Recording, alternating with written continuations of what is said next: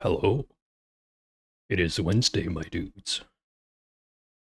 Gonna be playing some Case of Could, because why not?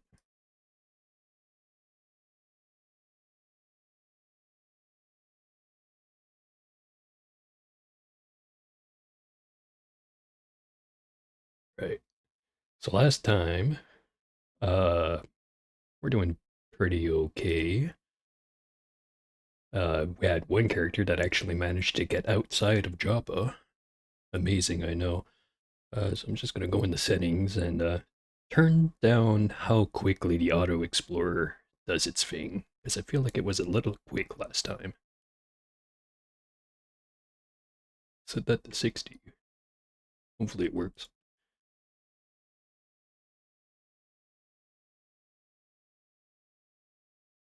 Right. Last time, uh, we had gone all the way to Golgotha, the giant hole of terrible liquids, and the giant slug that was shitting acid at us. Literally shitting acid because it had a bunch of anuses on the end of its tail that it was using to launch all the slime at us. Anyways, uh, when we went there, we got afflicted with probably glow rot. You can see it down here in the active effects. Sore throat. That might develop into full on glow trot.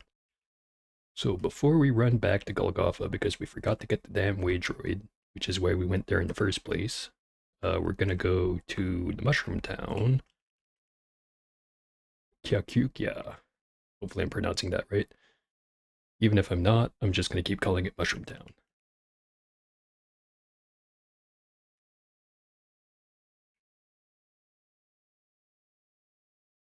Jungle isn't super scary for me right now since I think most goat folk are not going to attack me. We still have to deal with guys like this.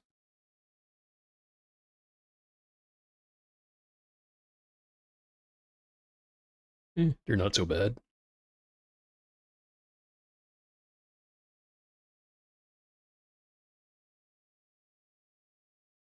Oh yeah, actually, that is a very good point. You should be able to see something on the screen. Shit. Let me fix that.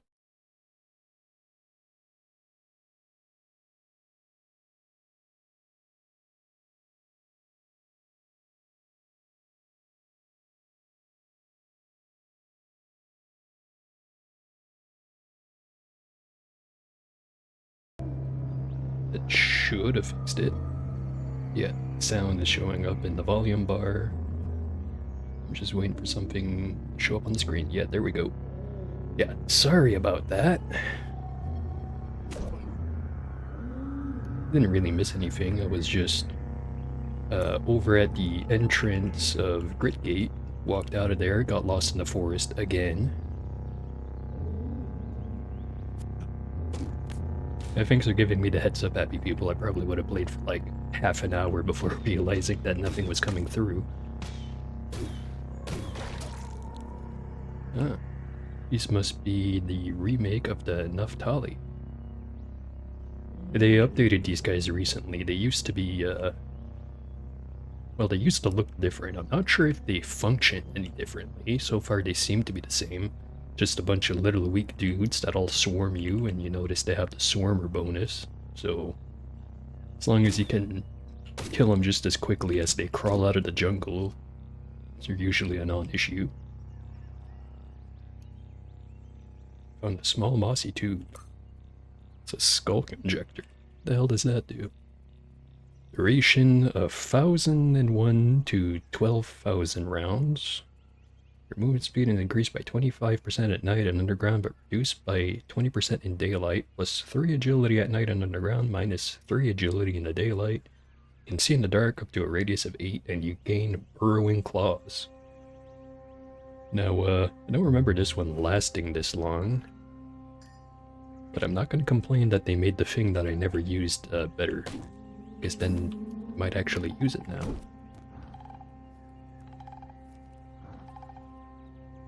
Naftali Tinker. Haven't seen one of these before. Body time fit to living in the smalls of spiral roots, is kept warm by the layer of symbiotic moss fur. Bright, scanning eyes peer out of the selfsame mask of his minion. making his face a blazing portrait of togetherness, laced, burned, and painted to point. It's a lot of words, and I don't quite understand what they mean. It may sound like a joke, but I am quite serious. I probably shouldn't joke about that. Too late, I guess. It's getting pelted by arrows. Sappy, unplanished godhead.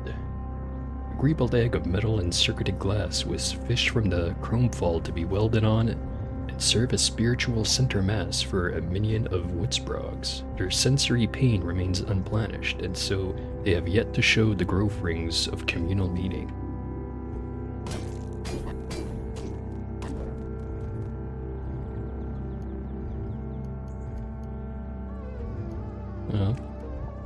What I can tell you about them is that they seem to have given these guys better weaponry, because I'm finding a bunch of knives that are not made of copper. And that guy's got an engraved club. Seen from the life of the ancient Sultan Ixarmet I, in 4961 before Ramesh, Ixarmet appointed a corrupt administrator as minister of Awan, and he mandated the practice of seasoning food in Ixarmet's name. You will use the salt and pepper. And I will collect the knives.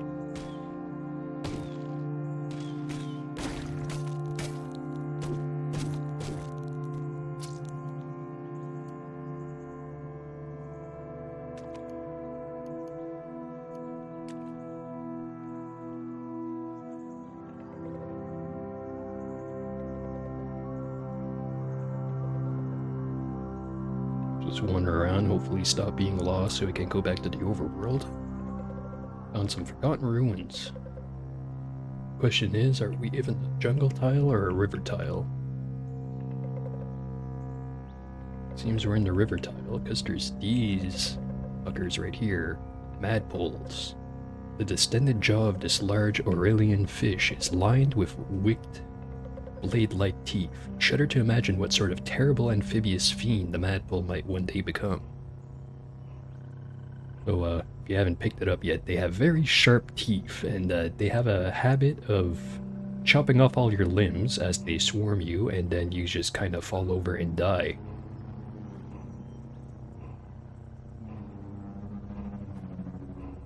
So yeah, we're just gonna avoid those guys if possible. They're kind of like piranhas, but more vicious. Found the lair of a legendary glow pad. Still lost, however.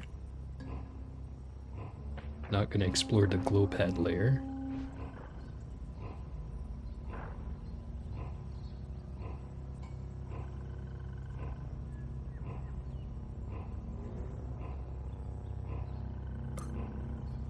Finally regained our bearings. Alright, back to the map. Contracted Glowtrot. Your tongue begins to bleed as the muscle rots away. Well, didn't want that to happen, but it did. No longer have a tongue. Which means we can't talk to people. I say that, but still have our options here.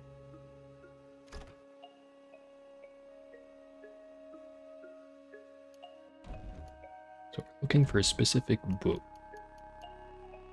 Usually this guy always has it. Yeah, there it is. Corpus Colis.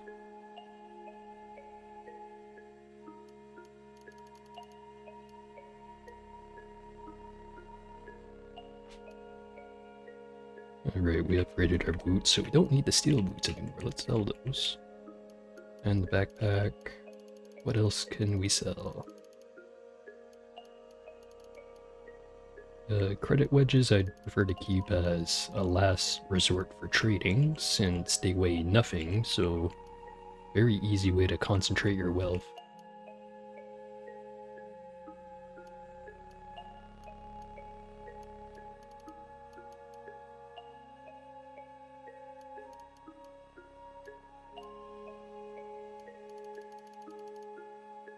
More scrap.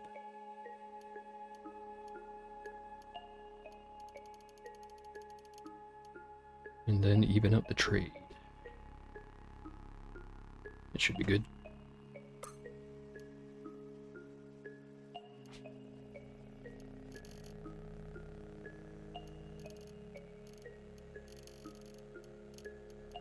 Where's our book? Oh, I'm not even gonna try to read the whole thing. I'm just gonna go right to what we want, which is right here. Common remedies, yuckweed and honey, are sometimes effective in reversing the necrosis if they are administered in its early stages. Way past that. Once the tongue has completely rotted away, only the scarce Ubernostrum tonic will cause it to regrow. However, simply injecting the tonic will merely regrow the tongue, which will proceed to rot away once more. Patient must first ingest a potion called the Flaming Ick, 1 part asphalt, 1 part wine, 3 parts honey, and drank from a flaming vessel. Once the patient's mouth is purged of the disease in this manner, the Ubernostrum tonic may be administered. So I think we already have the wine. We're going to have to find some asphalt and some honey.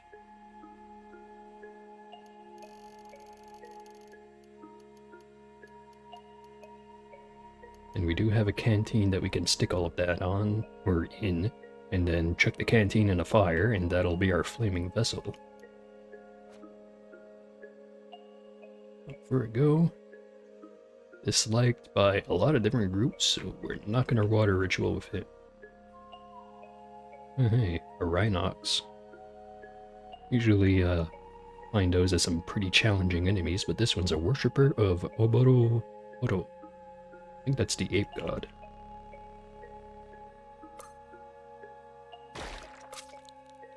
Okay, there we go. Now our tongue is rotted away.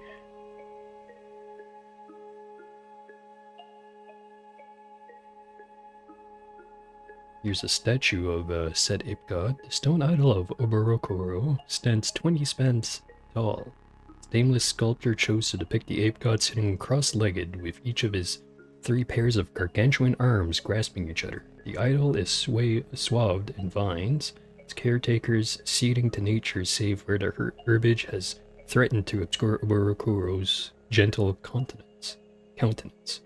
Reefs of flowers of every hue the forest begets, azure, chartreuse, indigo, carnelian, litter the base of the shrine, insignificant offerings to what appears to be a callous god.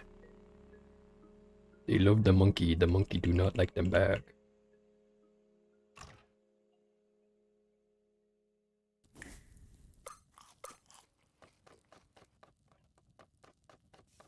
That's not going to be particularly helpful. Let's see if the merchant here has anything good.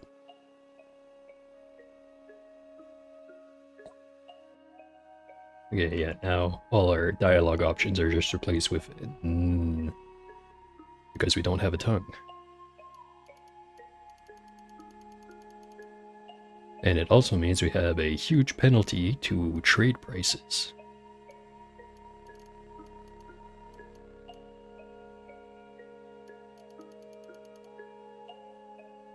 Yeah, definitely not buying anything here. So I know where we can get asphalt, and that's all the way here at the mines, the asphalt mines. Probably find some honey along the way. Probably.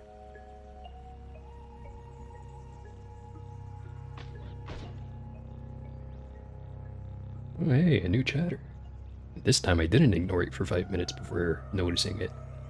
As for our build, we are a mutant. We've got Carapace, double muscle, multi-arms. We're going for mostly cudgel weapons, so slam the ever-living hell out of everything we run into. And we've been putting most of our points into strength so far.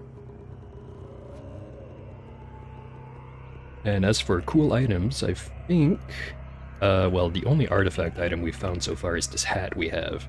It's the periodic cap of mid. We found the most mid cap of all. It gives us temporal fugue at level 1. Probably gonna ditch it before too long. Well actually, maybe not. We don't need the armor that much since we have Carapace at a pretty good level. But it hasn't come in useful quite yet. Maybe in the future, but not right now.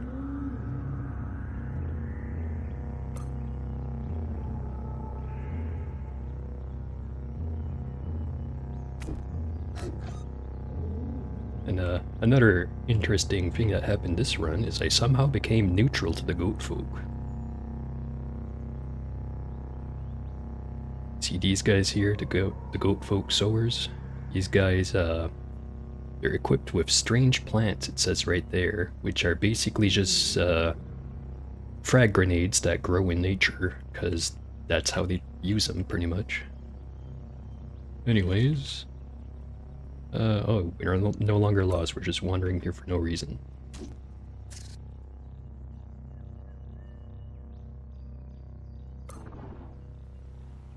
Okay, not too bad to be lost here. We might find some honey.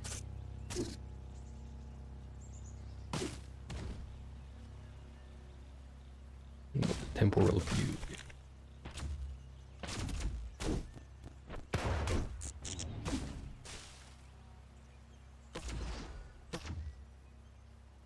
Templar Squire. Let's slam him.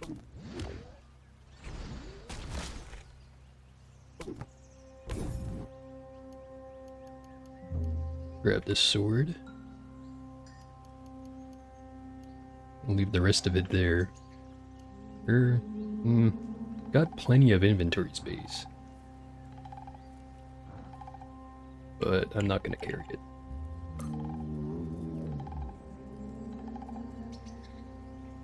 Here, let me try to pronounce your name, new chat member. Alando Nalan. Hopefully I didn't screw that up. But yeah, Carapace is very strong. It's popular for exactly that reason. Right now, how much is it giving us in armor? Got a 7 armor value out of it, which I think that's already rivaling like some of the best armor you can find in the game without reinforcing it. So yeah, we're doing real good on armor.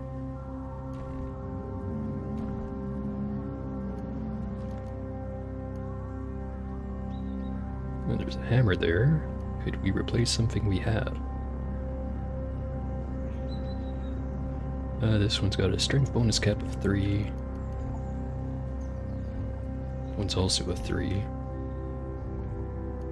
Yeah, pointless to pick that up. Just auto-explore the area.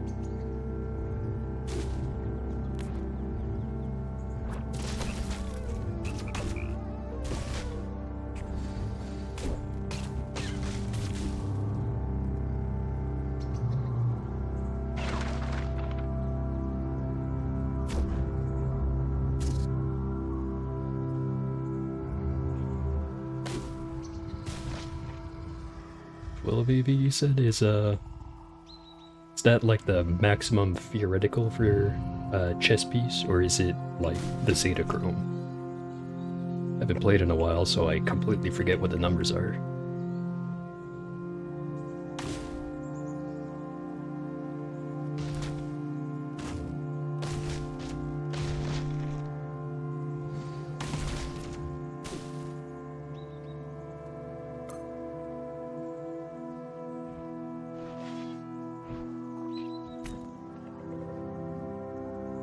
Fighters here. Hopefully that means there's some honey stockpiled nearby.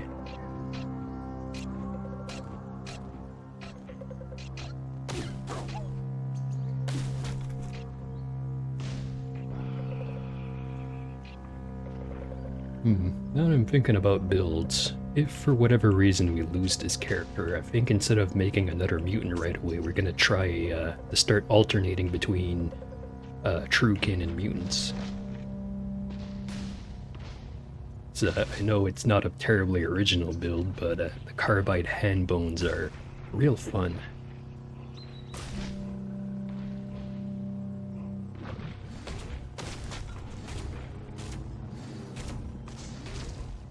Ooh, free gemstone.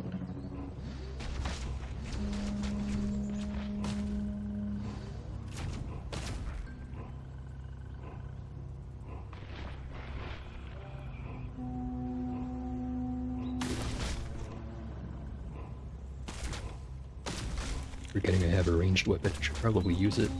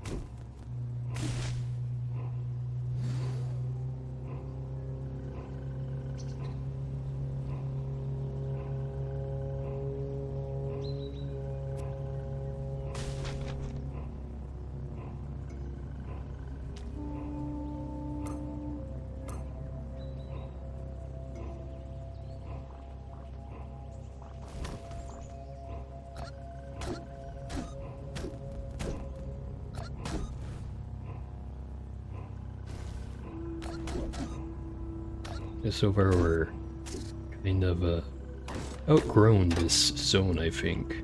Usually it's always a huge pain, but so far it's been real easy, despite face tanking all of the tumbling pods.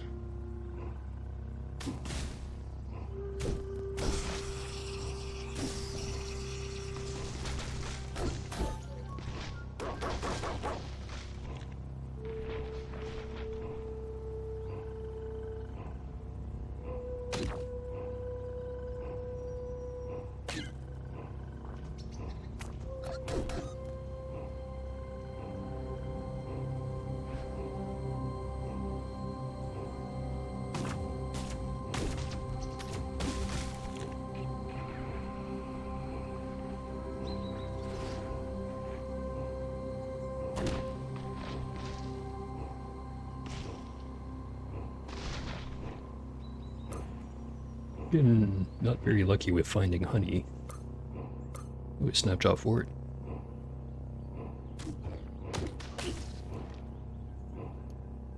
A trinket. We broke it. Unfortunate.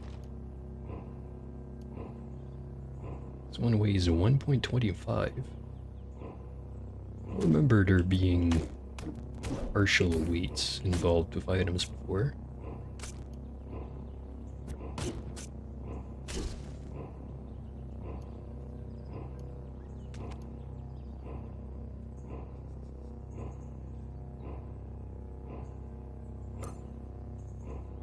Alright, maybe instead of looking for honey there, we just run off to the stilt, go pick some up there.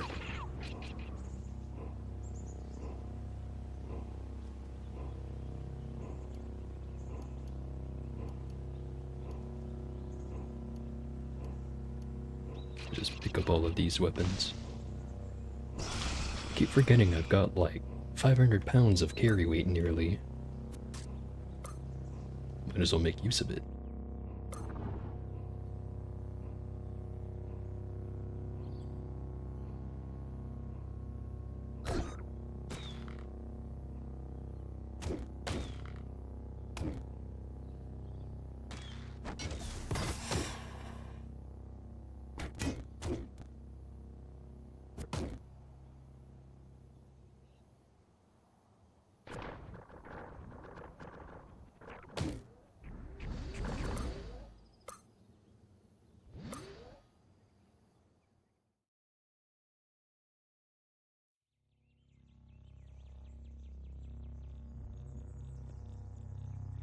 Last time we were here, we did not explore the stilt fully. I guess that's what we're doing now.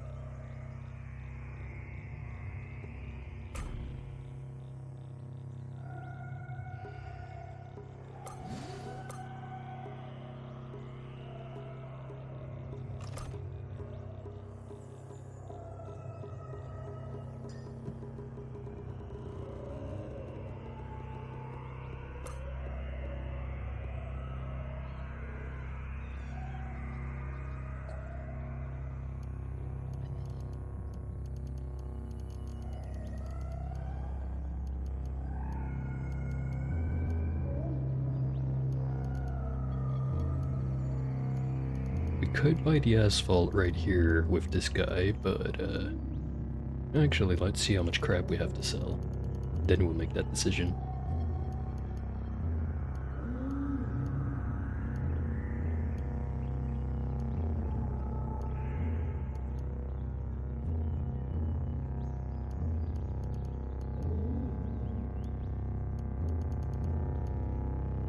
Yeah, let's just buy it outright.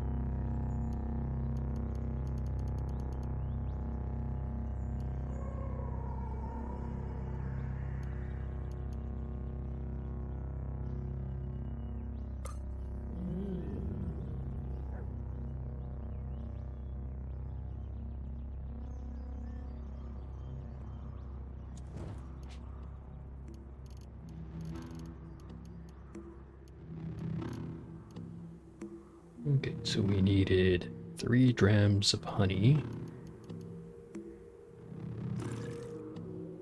1 dram of asphalt,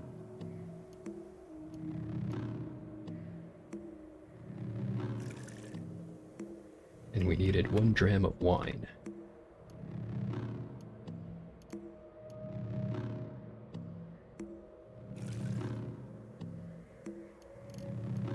Got some lush tarry honey. Probably should have double checked to make sure I was putting the right stuff in there.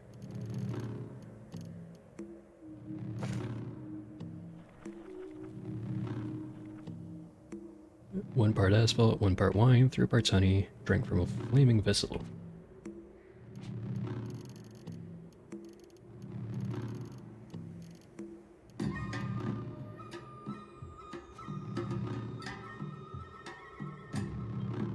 Wait a few turns for that to catch on fire. There we go. Start by picking it up. Oh no, wait. It's now no longer on fire.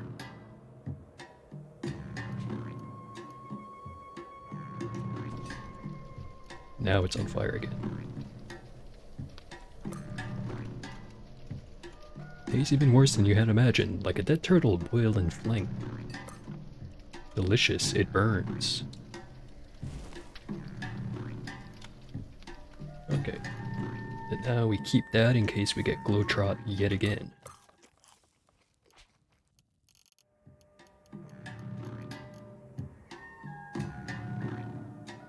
This time it stayed on fire once we picked it up.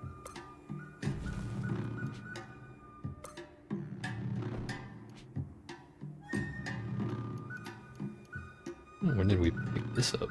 Silver Gyrowhite of Bethesda. Or no, wait. Bethsaida figurine. If for whatever reason we want to be friendly with the Gyrowites, I think all we have to do is equip that in one of our hands. Or we can just sell it.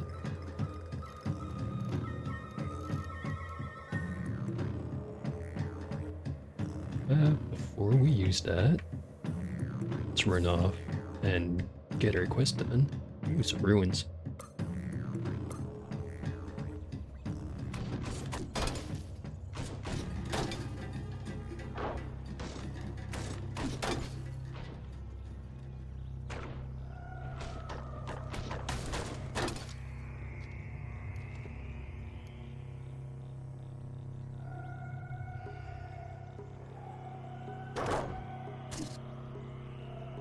Doesn't seem to be terribly much here.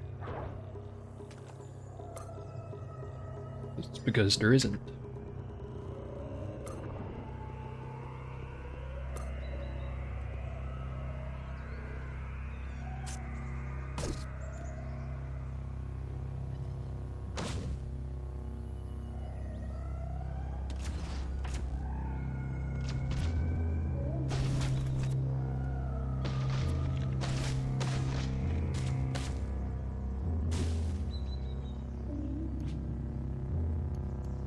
Right, got to check whatever the odd trinket is in here.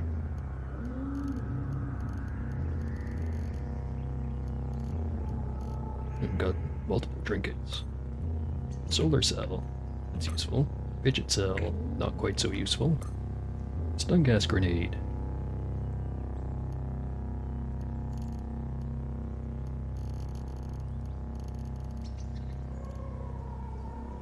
I wonder, can I just scroll this with the mouse? I can. So used to just playing with only keyboard that I forget that, oh yeah, they updated all this crap. Now there was something else that I meant to do in here, but I can't remember what it was. Alright. Do we have any points to use? No, we do not.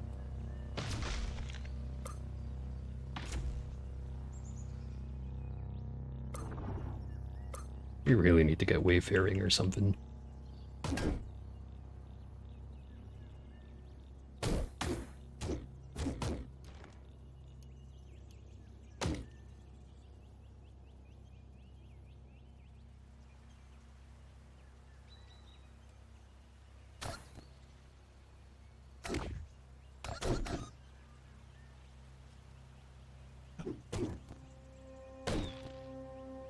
This one's special.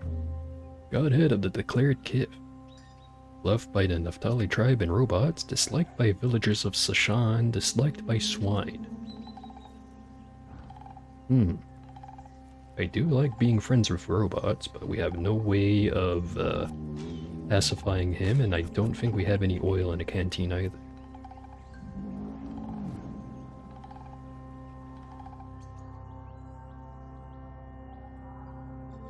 Here we are again. This time we can just take the shortcut. Never mind, we cannot take the shortcut. Forgot there's no button up here to make it descend.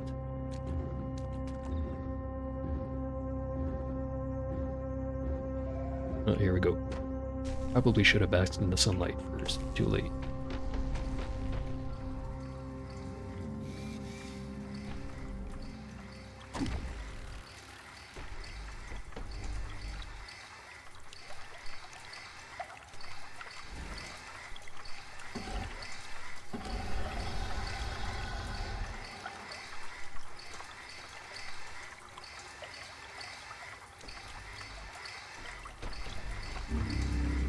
Right, back in this shithole again.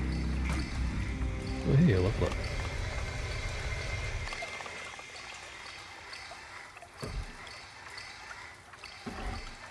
Okay.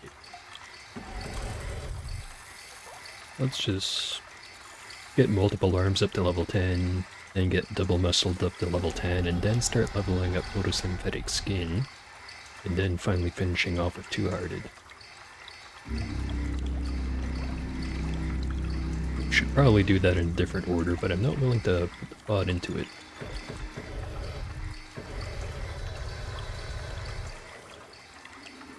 Here's what we're looking for.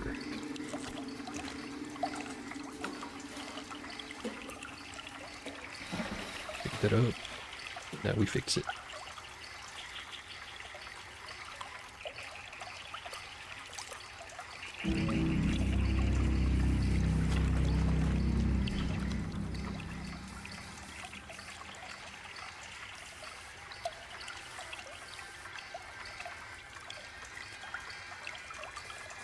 Button does not seem to be working. But yeah, this soundtrack is very nice, but we're not going to be staying here for terribly much longer. Let's just recoil our way to Java.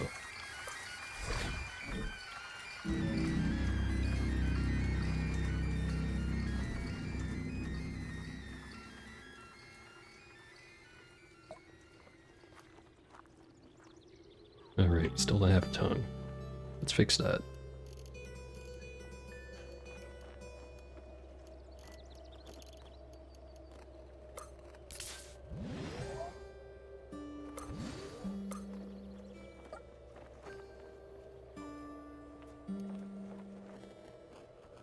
Prices are looking much better. Still not great though, because we have no ego bonus.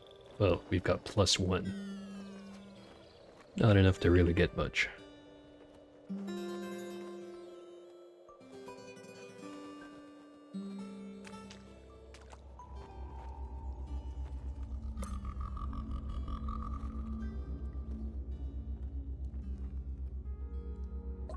Hey, open up, I have your damn robot. Slot opens from the center of the door. Bright red light shines through. Several minutes pass. You may enter. Simply walk through the force barrier, make your first 2 lefts, and speak to Steward Ofo in his office.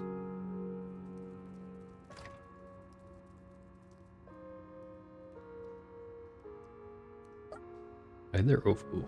Welcome to Gritgape. I am Ofo, Barafroom's steward. I apologize for the manner of our introduction, but we must take precautions. I'm just gonna skip right along. Carbine or chain pistol? We're not good with either of these, so I might as well just grab the carbine. I think it's worth more anyways.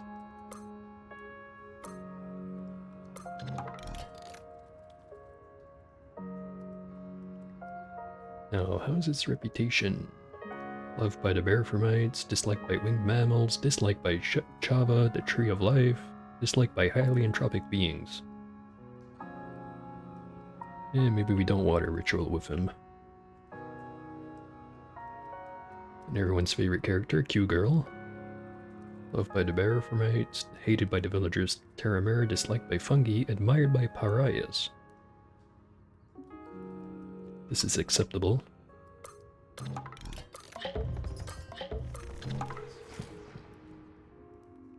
And we can learn tinkering.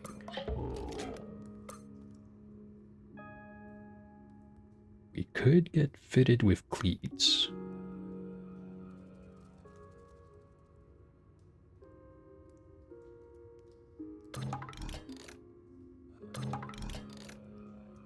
I might as well.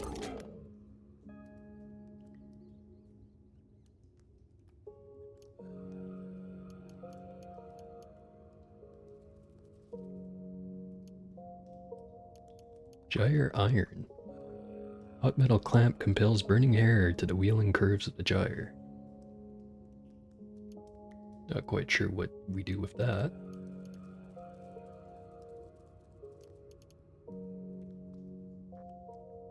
Just give this a little auto-explore.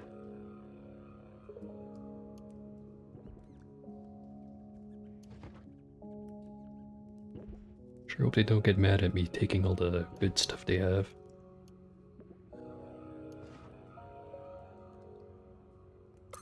I say that, but so far the best item they have is a copper nugget.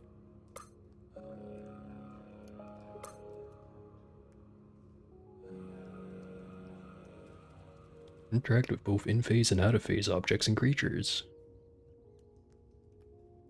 Of course we can't use that, that's for true kin only.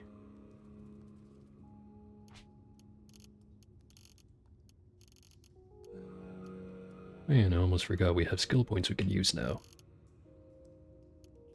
Might as well get disassembled right away.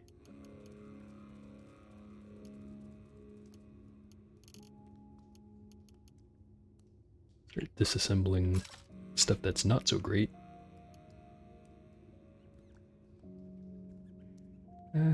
Actually, I'm not sure. I should have one stun rod for a solar cell. Replace the steel mace.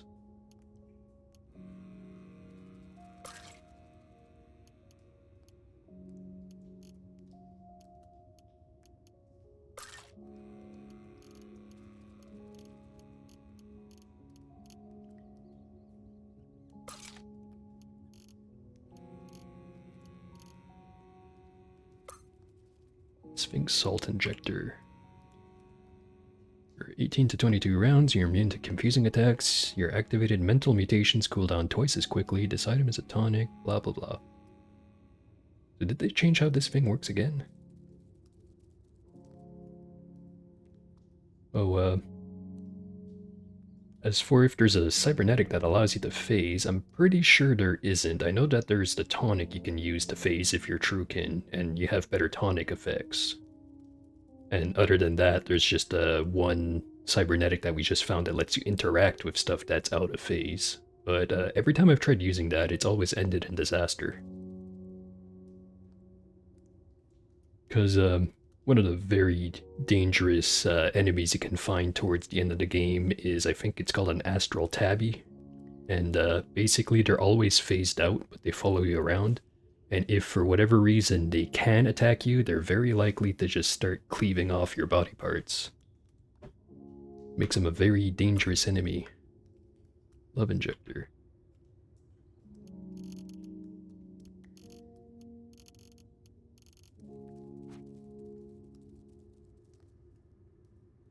Okay, who the heck do we want to go talk to?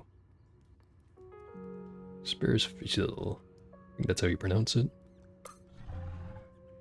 Well, wake up.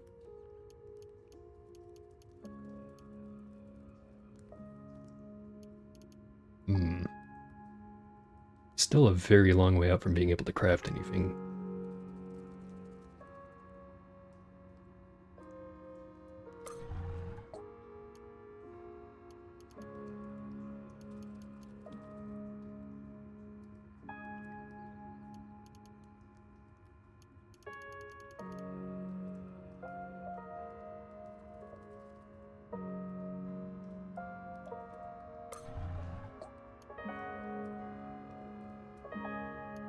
Engraved umber frock.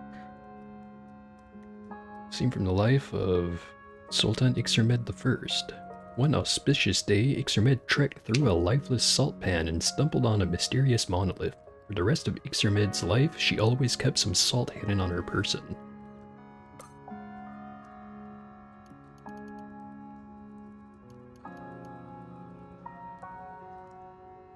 Just get everything identified that we can.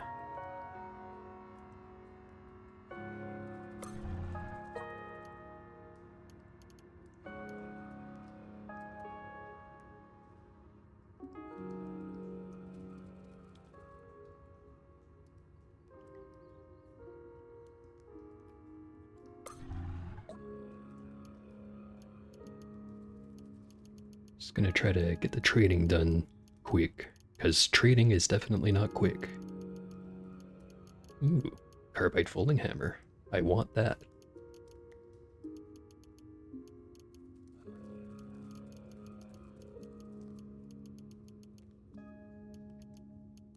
And a basic toolkit.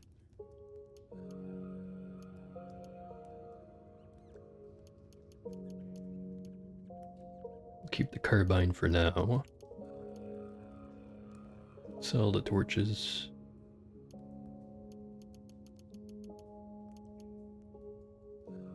And I'm thinking, instead of selling the grenades, we're just gonna run off to Almond Porch next. So we're gonna get a chance to learn a bunch of easy grenade recipes with what I have here. Still need another 100 to even out this trade.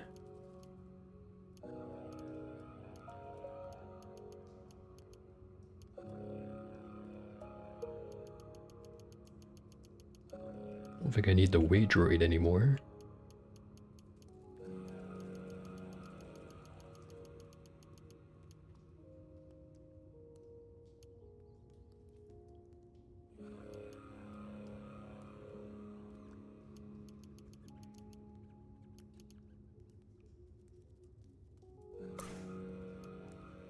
Alright, that's enough trading for now. Who did we need to talk to? UFO again, I'm pretty sure. Are you ready to discuss the signal? Sure am. Signal is a repeat transmission from a... No, wait, hold on. Signal is a repeat transmission being broadcast from an unknown source. It's been live for over a year. One of our tinkers, Q-Girl, discovered it while rigging a long-wave detector. Fortunately, it's encrypted, and we do not have the means here to decrypt it. You may be of some help in this matter, however. We've long known the location of a fully functional beetle. Or beetle? Beetle? Whatever it is, within the bowels of the Great Hall, Bethesda Sussa. It's Todd Howard's Among Us all over again. The mechanimists have consecrated the site around it and built a temple there. Okay, that's enough talking. You believe you can accomplish this task? Yes. Okay, we need to go talk to Q-Girl.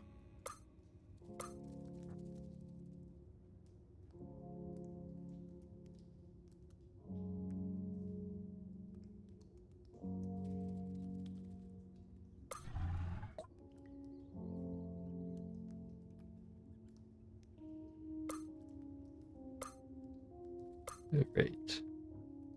I have, on multiple occasions, left here without talking to her first, and then gone to the bottom of Bethesda Susa and been like, why does the thing not work?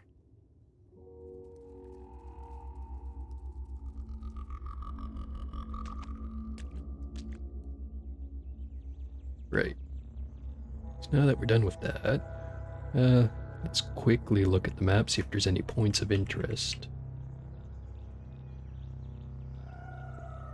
The ruin over here, I'm not sure if that counts as being inside of the jungle or inside of the Rainbow Wood. And by a ruin, I mean a historical site.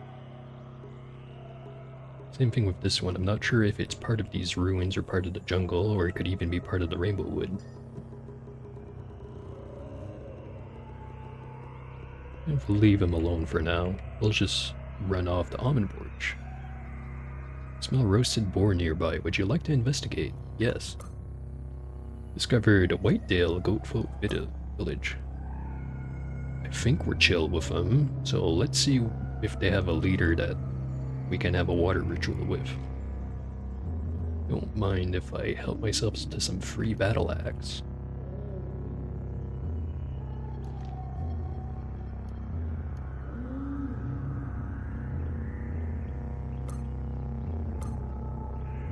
There was not a named goat folk here. Maybe this time. Chain Quaff.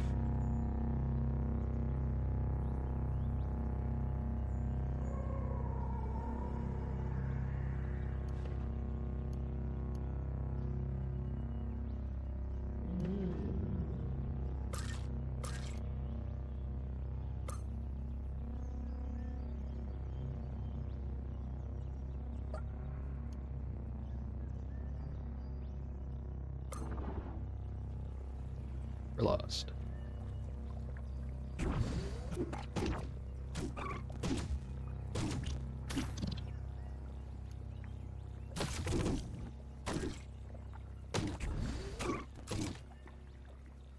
Those Tinker dudes seem to be stronger than the average Naftali, since it's stopping my auto-explore whenever I run into one. Wilted.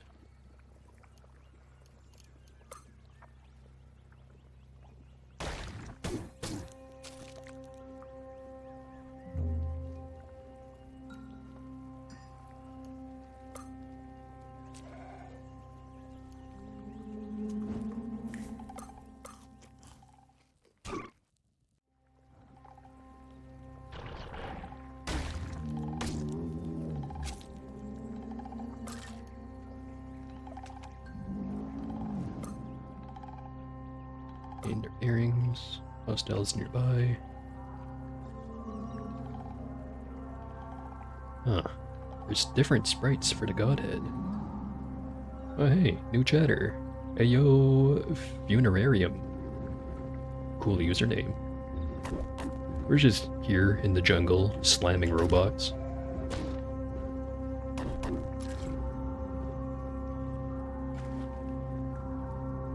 Trying to make our way to Almond Porch. Eat some bananas.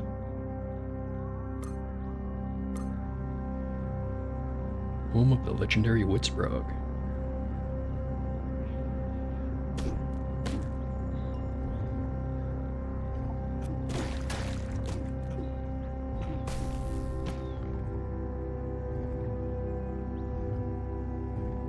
Naftali sap. Body time fit to living in the small of spiral roots, it's kept warm by a layer of symbiotic moss fur. Bright scanning eyes peer out of the self-same mask of his minion, making his face a blazing portrait of togetherness, lace burned and painted to a point. I think that's just the same description as earlier. He has a solar cell on him.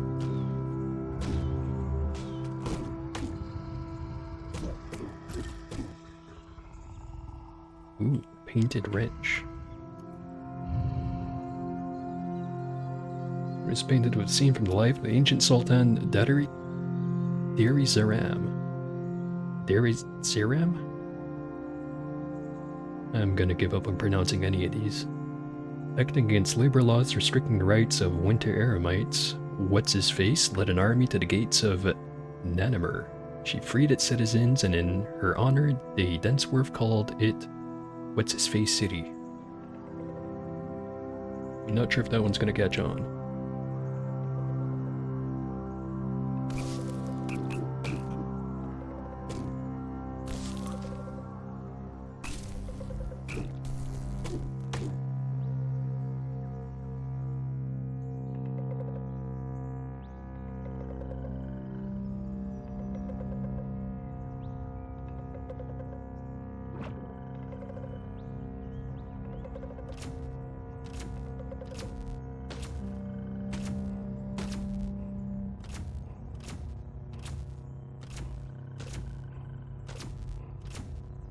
Whatever reason, he is not reacting. Fine by me, I hate having monochrome vision.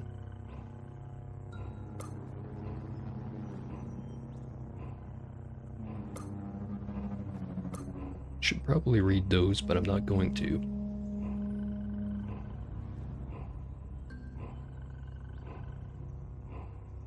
There's the Earl of Omniporch. He is loved by the consortium of Vita and Flowers, hated by the villagers of Mibakesh, disliked by the Mechanimists, and hated by tortoises. That's fine, I didn't want to be his friend anyway. Oh yeah, that fly's always there. I'm just wondering why that time he didn't aggro at all. Alright, now we got our psychometry. Let's see what we can learn about what we have.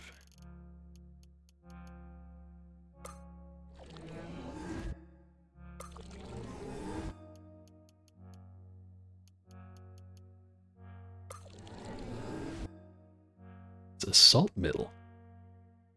It's got 1 dram of salt inside of it. How exciting.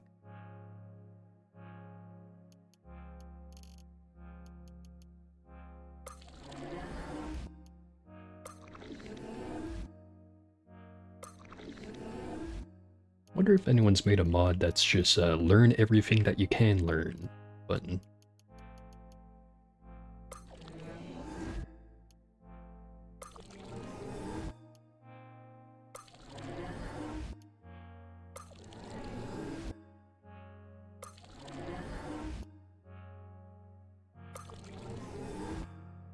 Oh, our build? Our build is very simple and straightforward. We've got a carapace, we've got some big muscles, we've got multiple arms, and we've been putting a lot of points into strength, going all in on cudgels.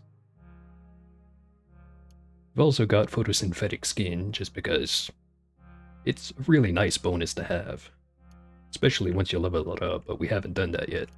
We've also got two-hearted, which so far we haven't been making terribly much use of, but if once we start leveling that up, it's gonna increase our toughness along with letting us sprint for a lot.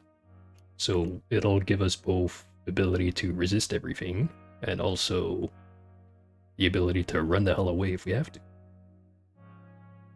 Oh, actually, that's a great idea for a build. If I took like the fire breath instead of the two-hearted and photosynthetic skin. Maybe after the next one, if we end up dying, I already have a plan where I'm gonna do a Truekin next, but then I'll go right back to Mutant. Just gonna alternate between the two.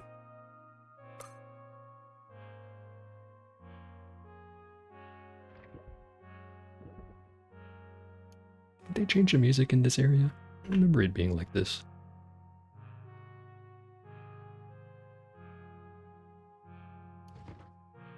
Ooh, a free herberry. I'm thinking they don't have container permissions set up right because it's been a couple of times now where we've just auto-explored areas and found some free stuff on tables that no one gets upset at when we collect. Hello, Ilahaj.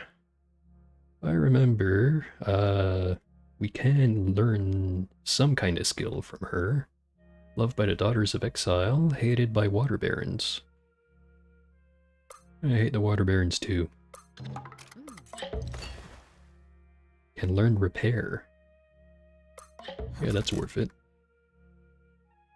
In the year of the Dust Democracy, Ixermerd II, destined spice root partner to Kikazor, laid his body to rest and crossed into Brightshoal. He was 79 years old.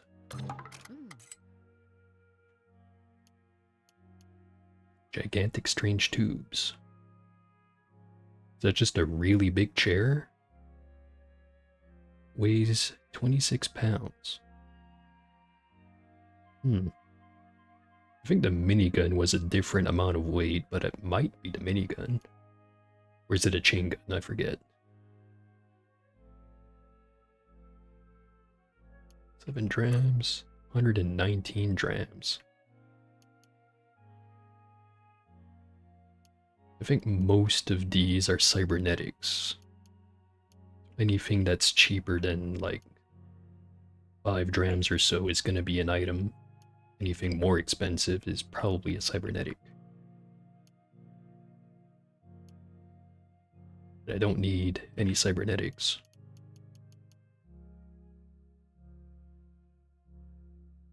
Missile launcher, grenade launcher? Yeah, probably. Alright, Ixermid the First. At a remote dig site, Ixermid dug up an artifact that evoked the presence of a frigid block of ice. She named it Ice's Triumph.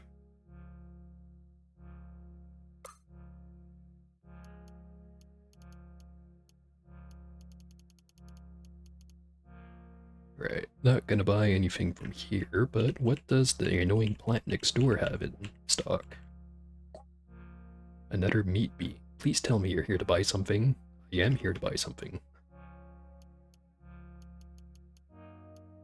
Ooh, a flawless crystal coronet. That would be nice, but I somehow doubt that we have 1,500 drams worth of anything, really. Can't identify any of his stuff.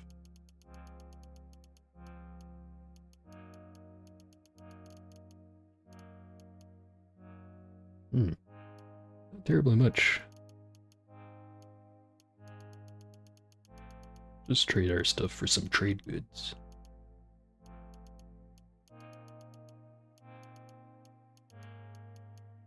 I completely forgot that I bought that carbide folding hammer.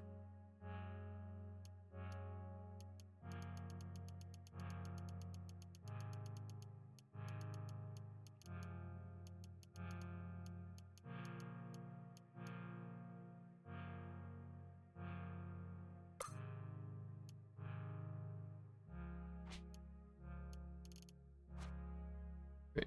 Before we leave, let's get what's her face here to fix her damn salt mill. It's unacceptable to have a broken salt mill.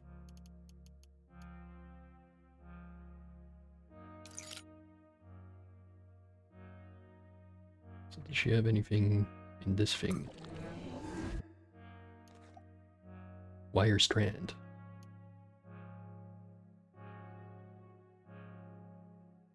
Okay, now we've got a whole bunch of spots we could go to. We could either run to one of these historic sites. We could just go plundering the ruins. We could go right to Todd Howard's Among Us. I know that sounds like a lame joke, but it's funny every time to me. Yeah, let's just go explore some ruins.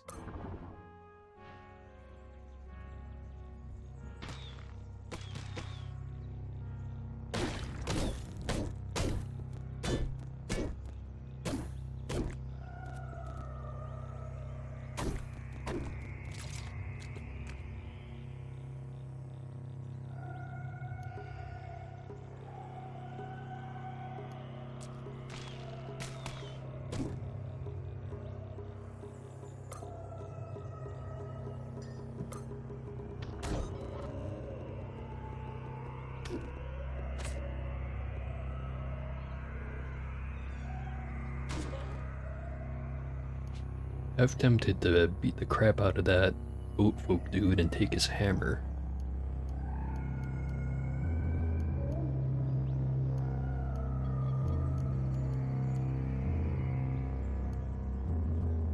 Getting the new keybind for set primary lib is insert.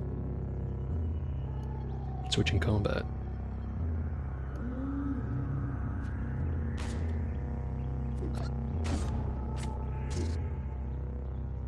Are we out of combat? Nope, still in combat.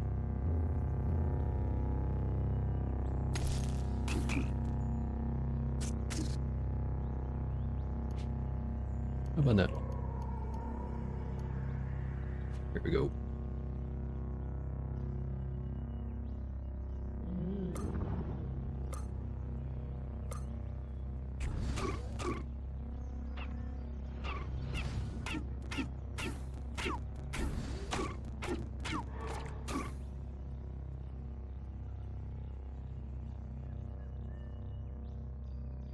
Alright, here we are, the ruins. I already see our good friend Sawhander.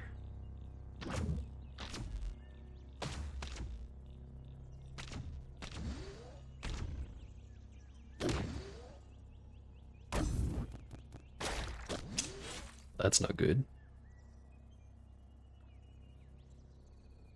Let's just try whacking at him.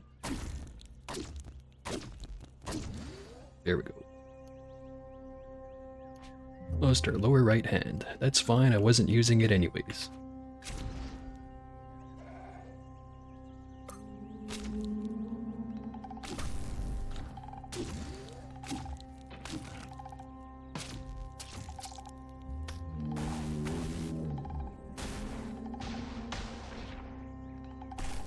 Friggin' lasers flying out from off screen.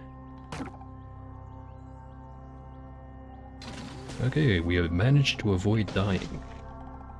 For now.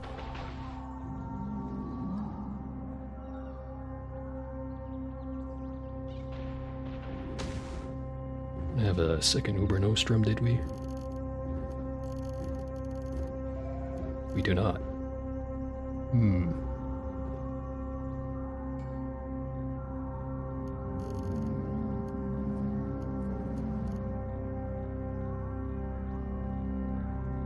I guess we just go on without the hand.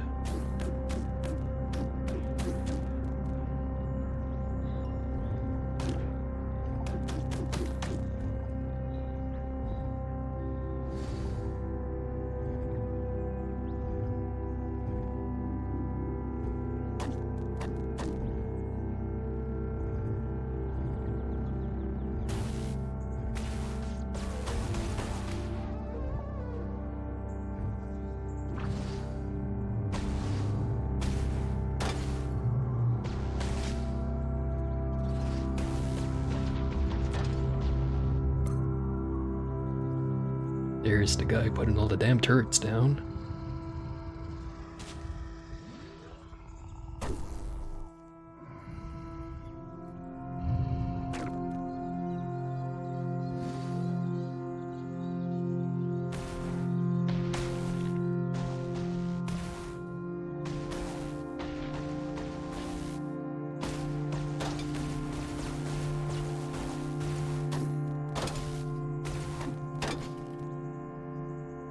Okay.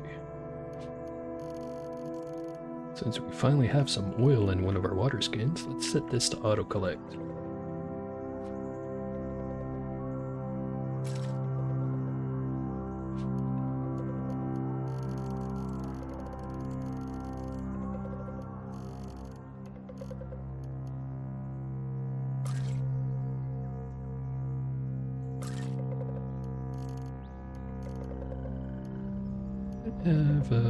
No, we did not have skill points.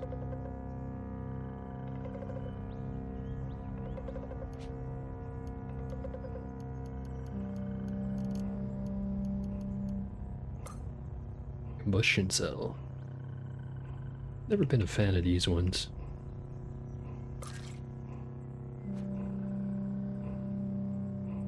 Just feels like for the amount of effort you go through filling that thing up with oil and collecting it, it drains in like no time. Same thing for the acid cells, really.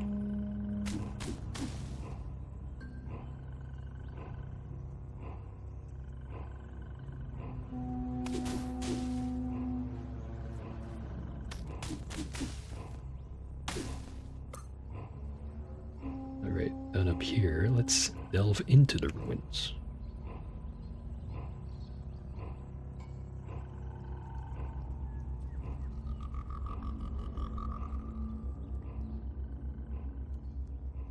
Knobs and rivets crisscross the inscrutable machine.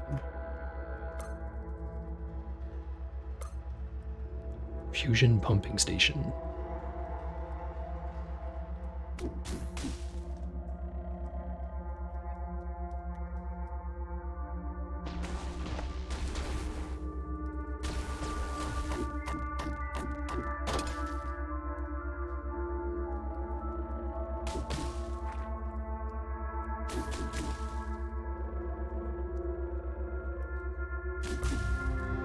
Level 17.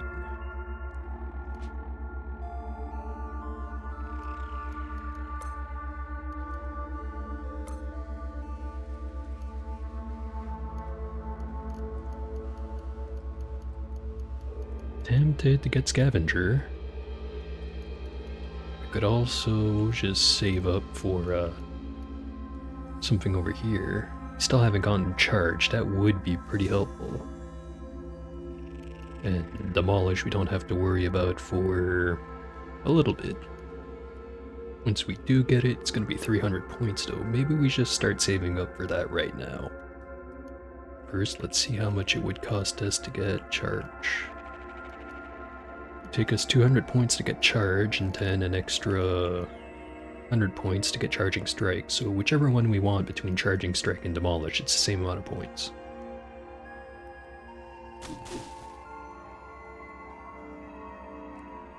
And just come up here, bask in the sunlight, and go right back down.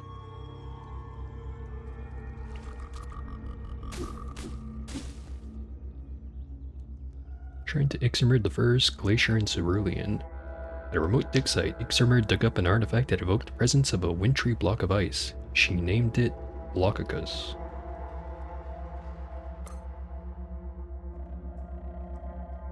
Shrine to Orlamaz, chosen in magenta, inside a colossal miniature clock, Orlamaz cemented her friendship with the villagers of Ezra by marrying Shawan. In honor of the affair, the villagers of Ezra bestowed upon Orlamaz a wedding gift they called the Wedlock's Paragon Ezra gift. Weird grammar mistake right here. They used the twice.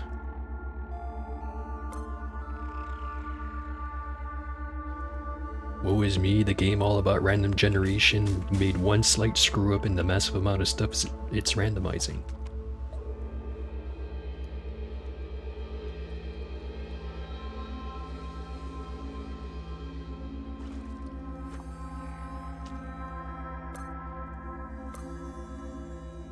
Yeah, let's read that one. Trying to Iximerd II, partner to Gigazor. Inside a colossal dam of brine, Iximerd II cemented his friendship with geologists by marrying Gigazor. I'm sure that bit of information will come in handy anytime now.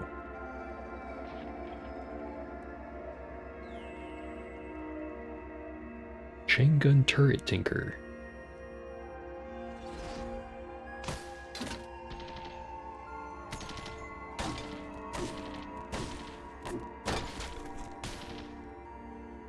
Okay, so we can survive getting shot point blank by a chain gun, but not for very long.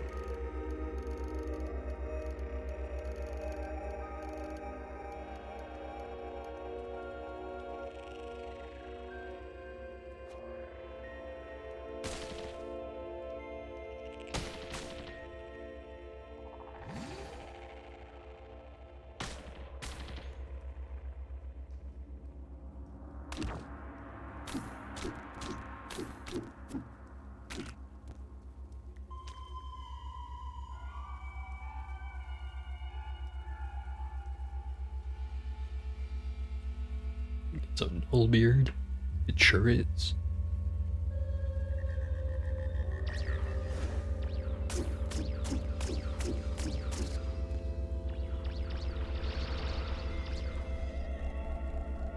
A whole bunch of whooshing sounds.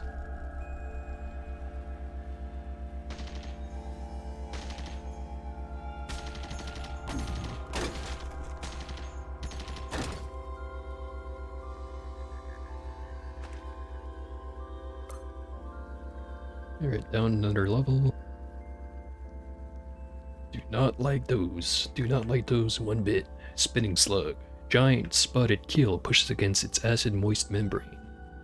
Burnt air puffs down the radula, and its pores leak a digestive liquor.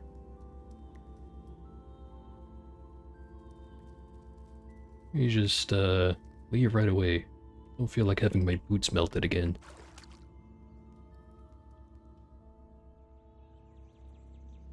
Right, and now I'm gonna elect that we go and finally check out the rusted archway.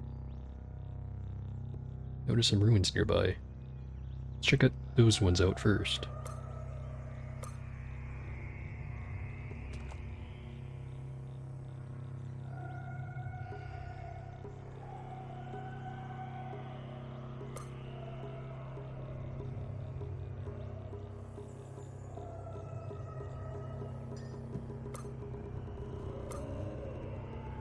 Deactivated War Sun Gate.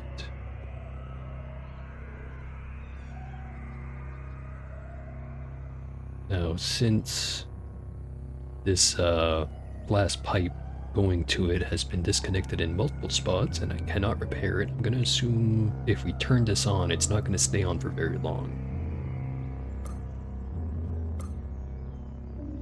Can't even turn that on at all. Oh hey, is that a booth full of free money over there? And a counterweighted carbide hammer. Replace our bobbin stick.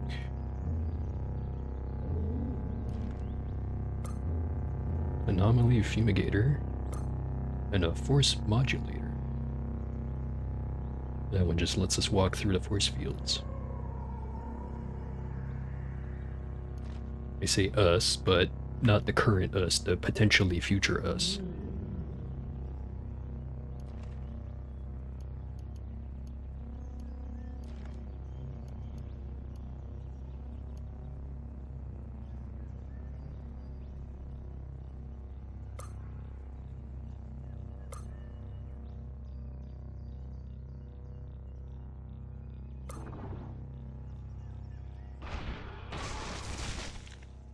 I can just talk to the code folk. There we go. And immediately lost again.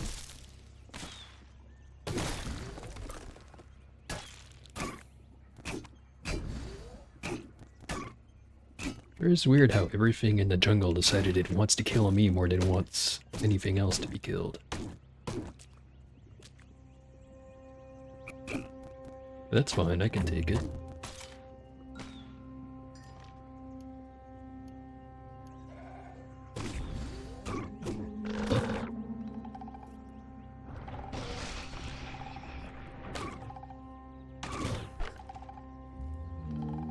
Carbide hammer. Maybe we keep the stun rod for now. Strange tubes. Chain gun.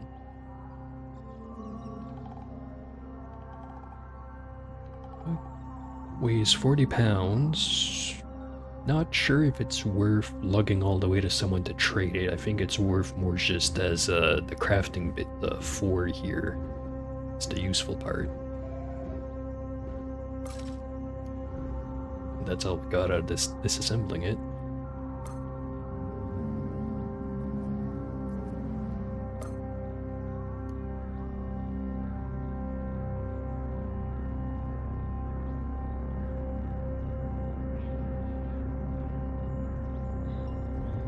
Okay, finally here.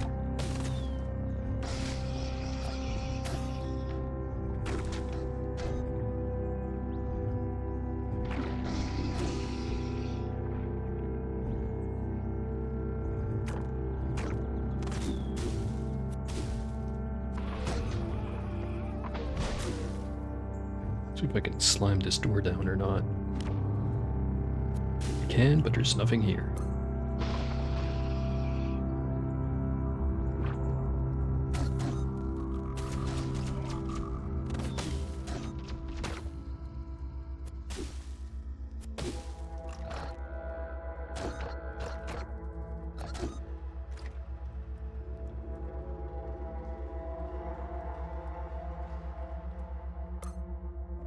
We are not strong enough. How unfortunate.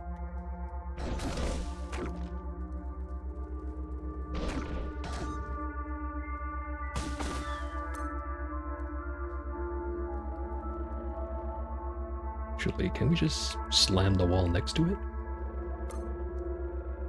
We are not strong enough. Darn.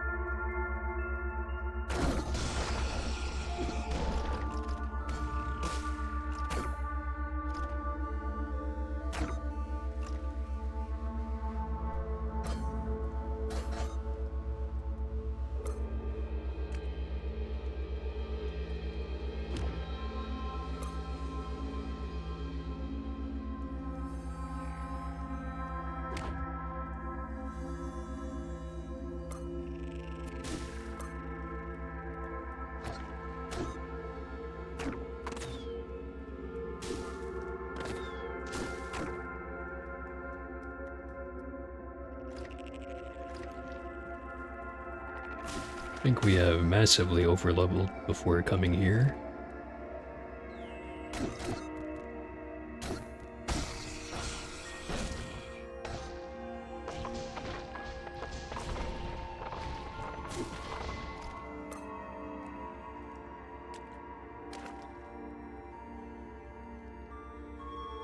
Oh, hey there, nice card.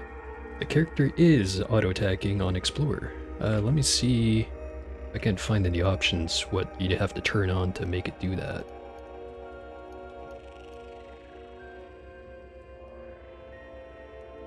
Would be in the automation, I think.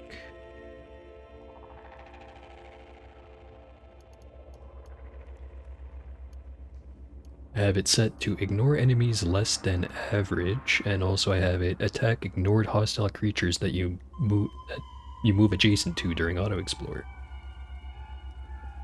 And I also recommend that if you turn those on, that there should be a setting somewhere here where it prevents you from ignoring enemies that can do like stat debuffs and stuff. Oh yeah, it saves you a ton of time. Highly recommend it.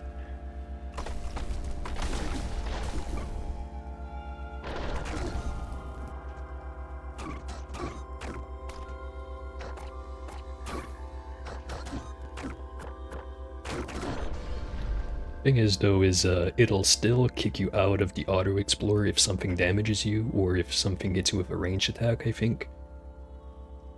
Like the range attack one I know for sure, the damage one I'm also pretty certain. So it's as long as you're not taking any hits, it'll just keep auto exploring.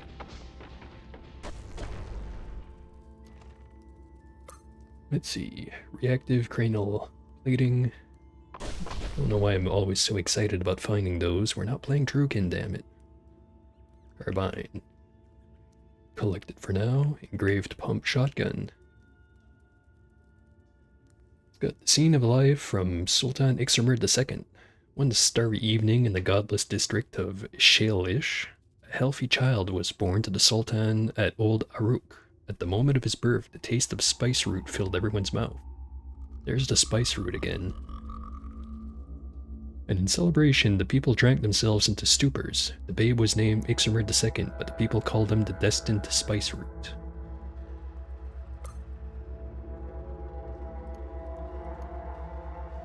Strange tubes. Slender chain gun. Yeah, I'll carry that. Disassemble the pump shotty though.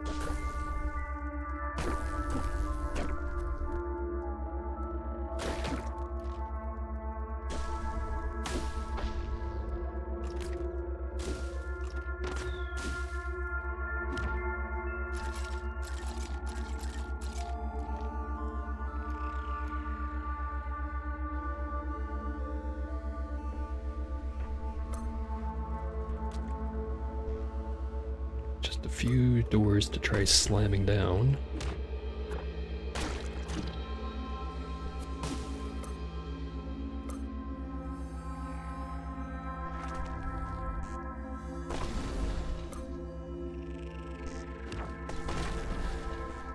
Power lines are exploding themselves.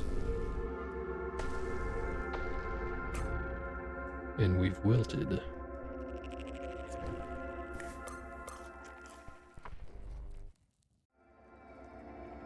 Actually, I probably should start reading whenever we eat a random meal.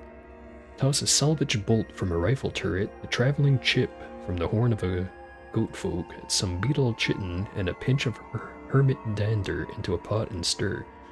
My man, that is not a meal. But he ate it anyways.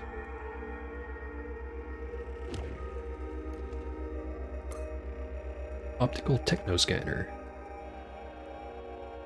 Love this item on Trukin, but I never start with it.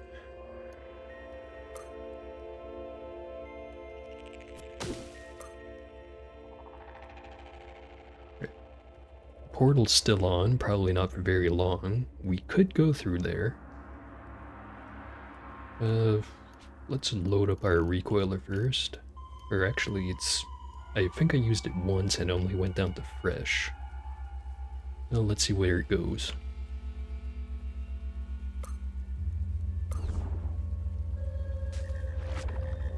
Slime Drench Subterranean Ruins, 12 strata deep.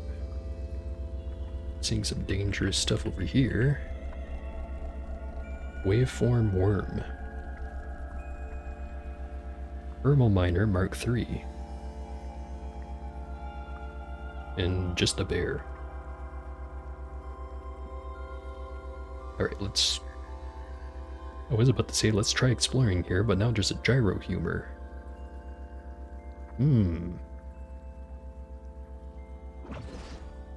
Save me, temporal fugue.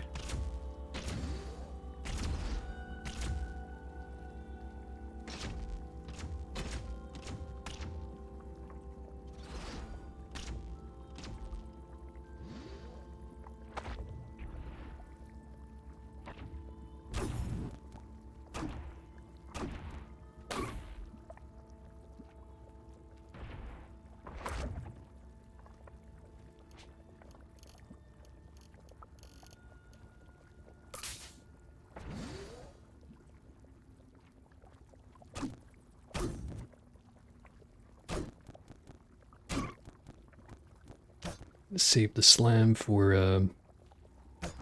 that gyro humor. Those dudes don't fuck around.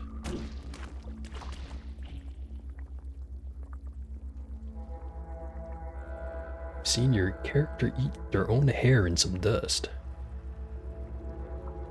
Yeah, people in Cut are fucking weird, dude.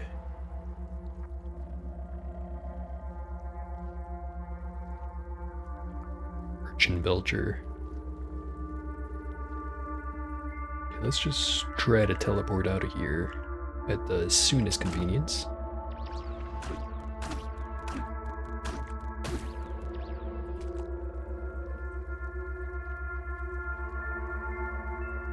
Gelatinous Prism.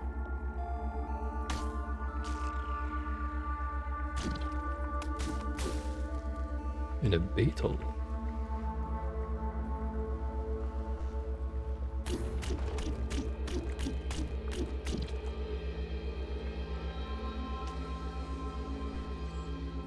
That's a rocket launcher. Just dodge out of sight of that.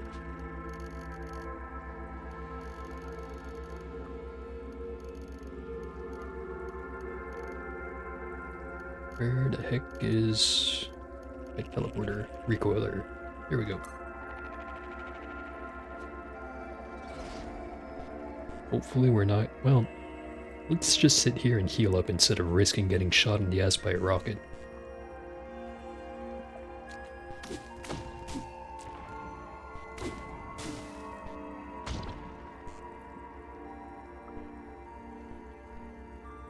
Okay, let's try again. I keep forgetting there's a recoil menu now.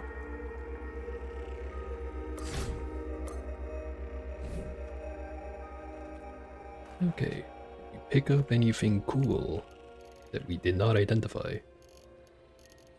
Nope. But we do have a nice little pile of stuff that we're gonna want to go sell, and now seems like a great time to head off to the id Freehold.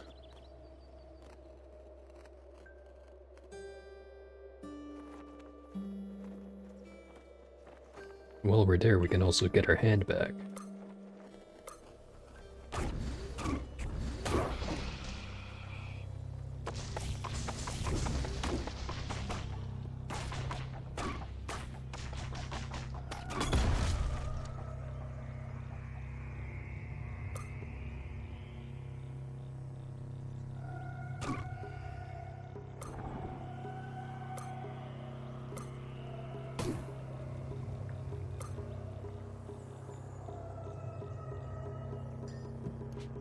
Level up at any point. Maybe instead of saving up for those skills I mentioned way earlier... No wait, we already have wayfaring. So why do I keep getting lost all the damn time? Probably because I need the wilderness lore. And I'm too cheap to buy those.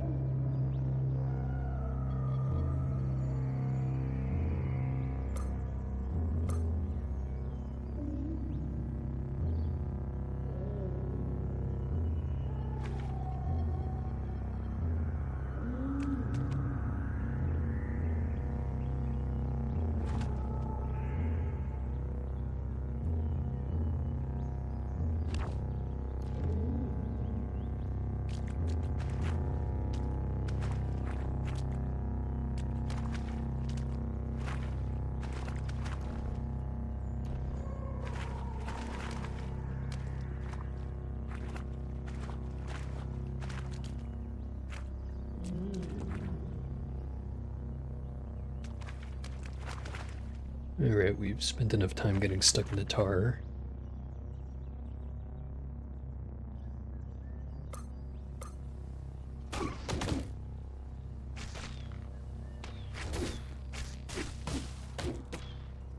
In general, I find that any ruins near the starting area almost never have anything worth it in them. Sometimes there is, it's just so rare that it's almost not worth counting on.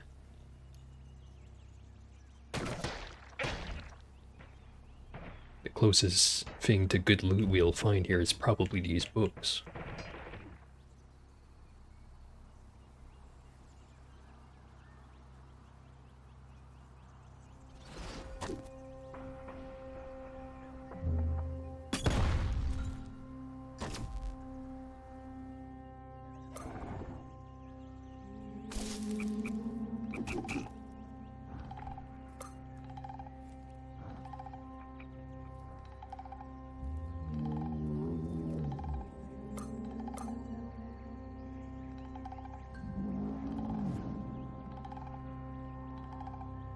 Do we have any legendary goat folk in this village?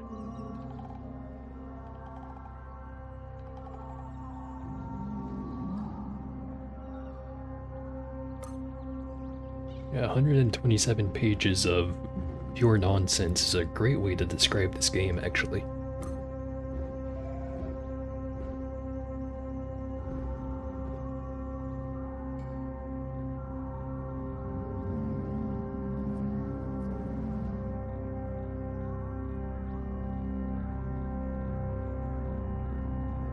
I'm not sure which one's more dangerous, Lake Hainan or the deep jungle.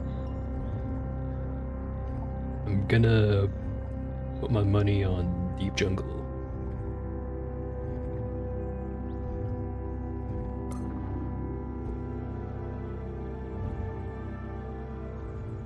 Huh, we're in the outskirts of a village.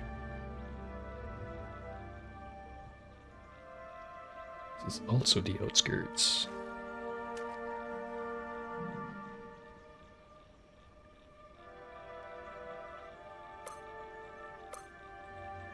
Discovered the village of Saramas. What a nice thing to run into in the middle of one of the most dangerous zones in the game.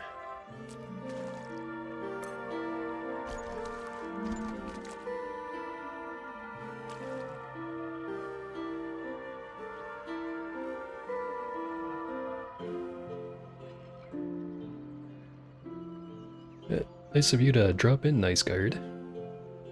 And, yeah, I don't blame you for not wanting spoilers. Trust me.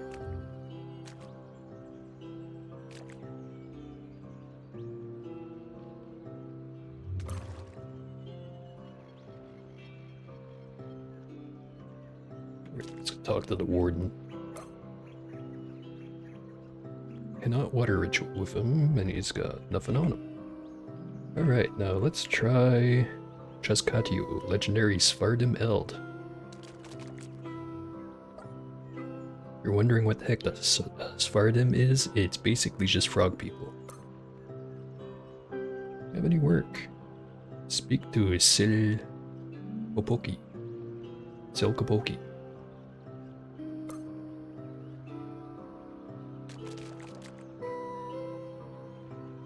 No traders here, unfortunately.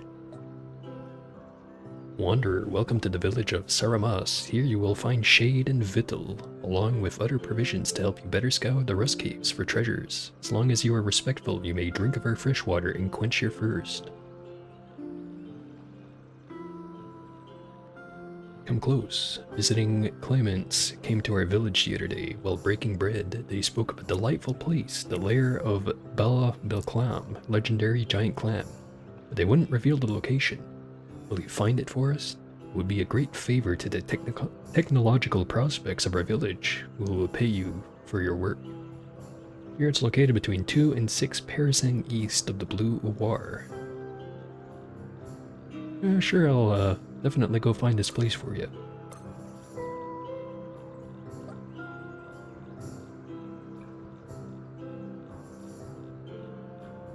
Oversized and glistening green feet pitter-patter like raindrops, quiet alone is as overwhelming in numbers as the frogs they propel.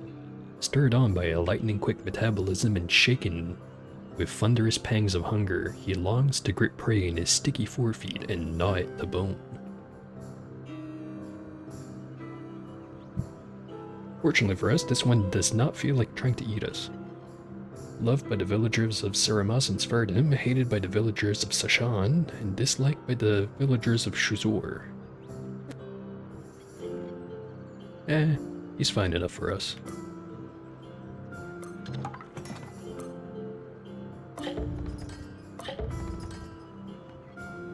Ooh, teaches us apothecary.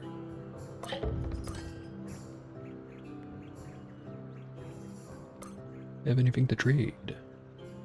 Nope. Live and drink, friend. Let's see what they've got cooking. Bouncy sponge mats. Falling damage you take is reduced by 90%.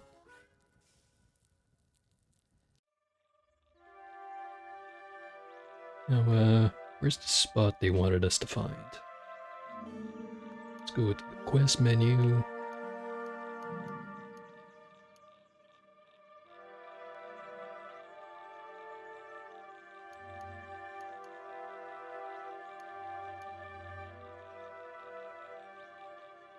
Okay, it's not gonna highlight Blue Owar, wherever that is. Here's the Blue Owar, inside of the Rainbow Wood.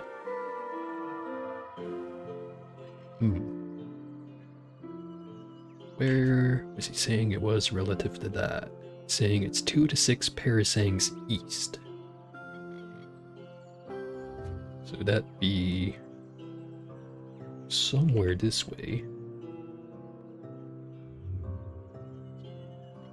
1, 2, somewhere between here and 3, 4, 5, 6. Somewhere in this general area is where it would be. And I don't think I want to go into the Rainbow Wood, but I also don't really want to be wandering around in Lake Hainan if I can avoid it right now.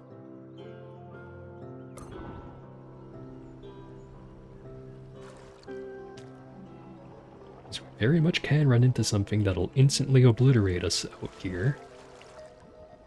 Just kind of hoping that we don't run into it.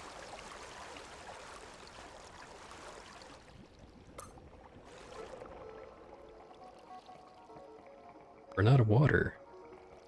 That's a problem.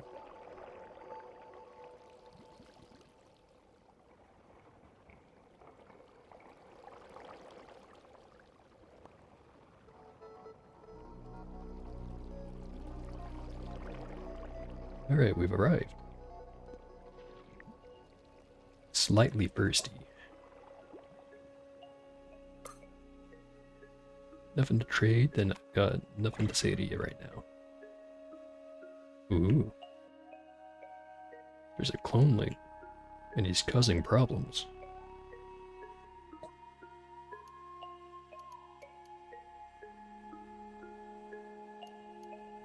Let's just sell this guy the force modulator. There we go. Now we've got water. Bask in the sunlight.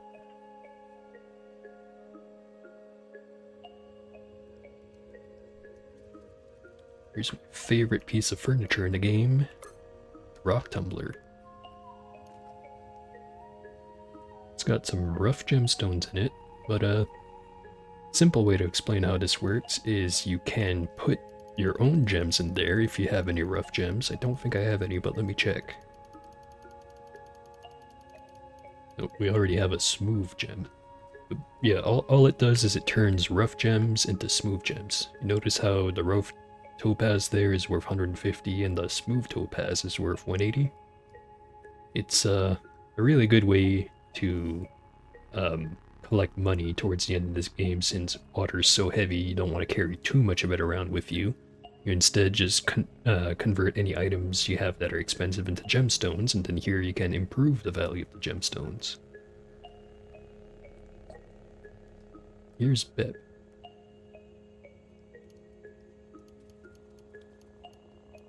Got a time cube.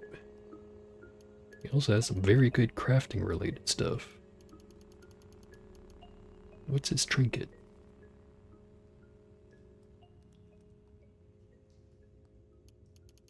A recoiler. And an advanced toolkit. We'll try to get both of those.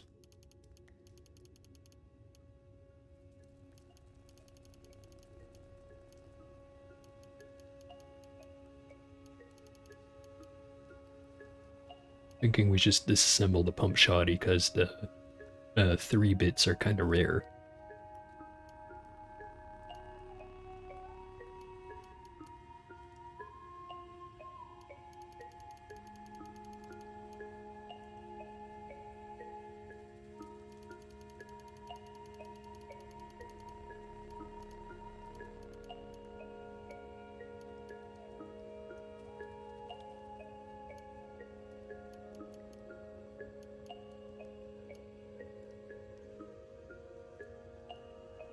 Get about another 150-ish. Even the trade.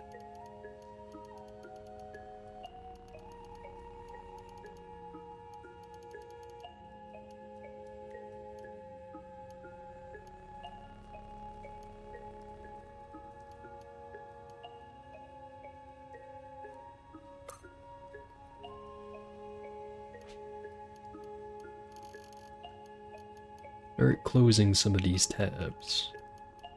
Taking too long to scroll through all the crap I have.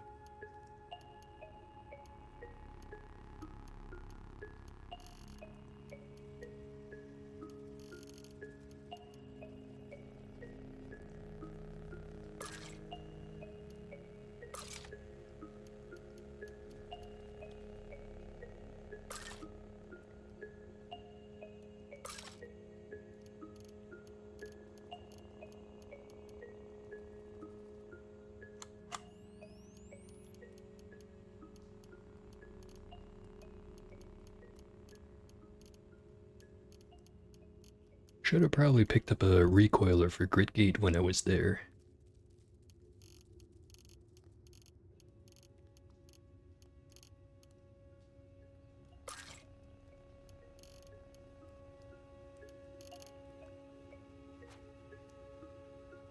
I just realized we haven't looked at our gloves in quite a while.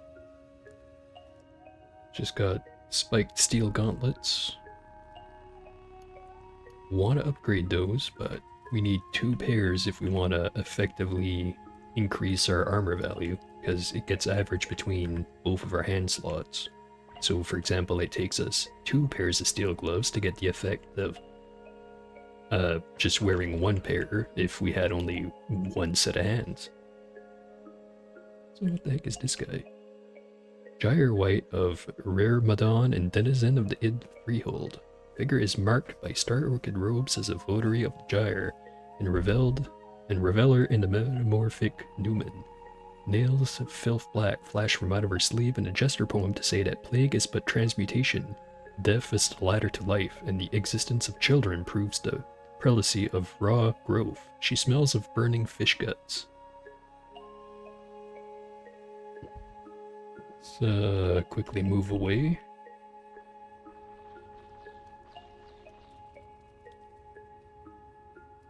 Probably shouldn't steal their medical supplies, but we will steal their cybernetics. Matter recompositor.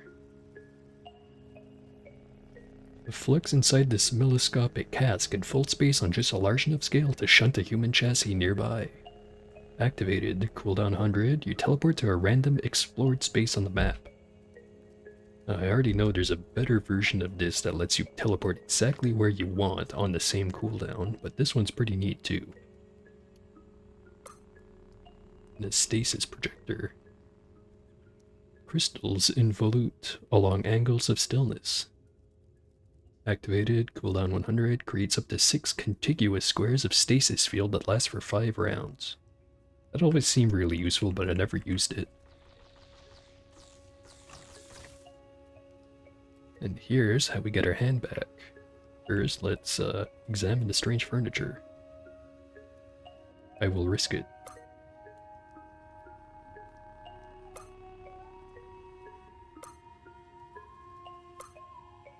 Okay, we cannot understand the floating chair. Can we understand this? It's a regeneration tank. Get in the tank. Generated our lower right hand.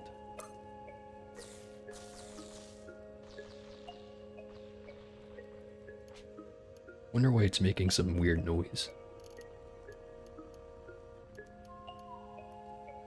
And we already sold all of our spare weapons.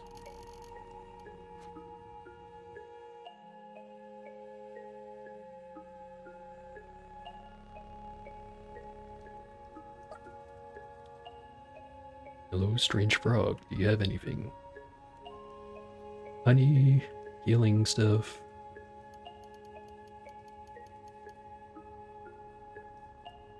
Fine wafer sheaf. Mark is exclamation point, $, octoforp, $, exclamation mark. I'll try to remember that, because I think it might. I'll leave it a secret for now. If you know, you know. If you don't, well, you'll figure out soon enough.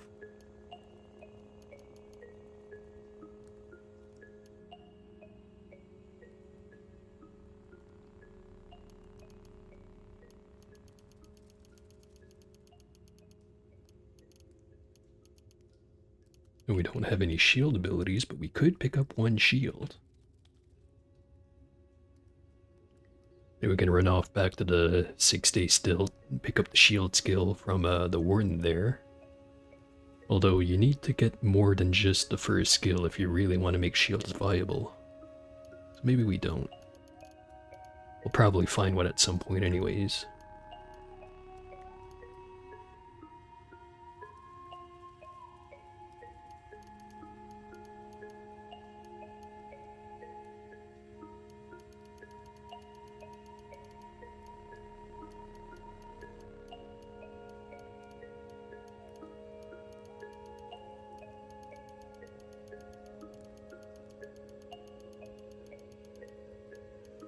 Pretty much already sold everything we have to sell. Sell the bear meat.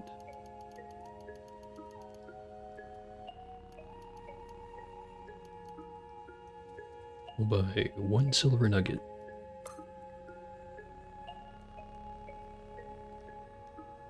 Okay, I think that completes our detour to the freehold. Let's go right back to Joppa.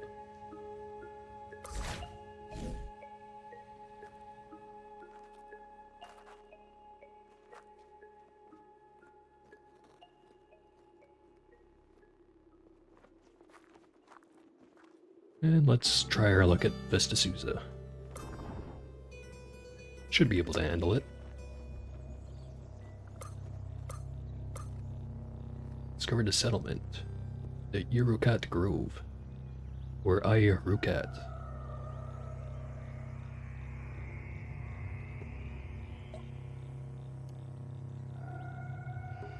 Damn, cider's expensive. 21 drams for 200 bucks.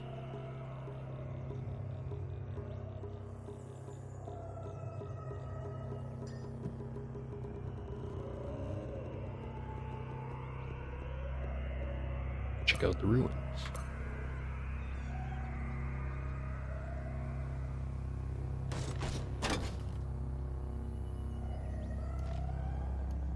A glow sphere. Oh, I'd wanted one of those.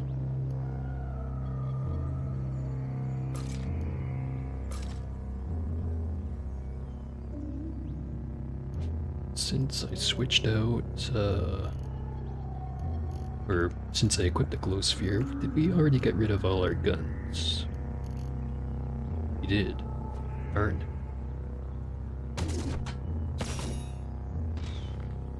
In case we run out of battery, at least the light's not gonna go out. Speaking of, current chem cell in here is used. I don't think it takes any energy to just use the electro boa as a light source. As long as there's any power in the battery, it'll light the area around. As soon as it's out of battery, though, it instantly turns the light off.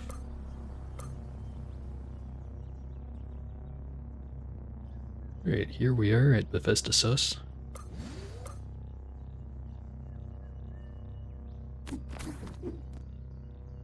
Fight the Cragmensch Brainers.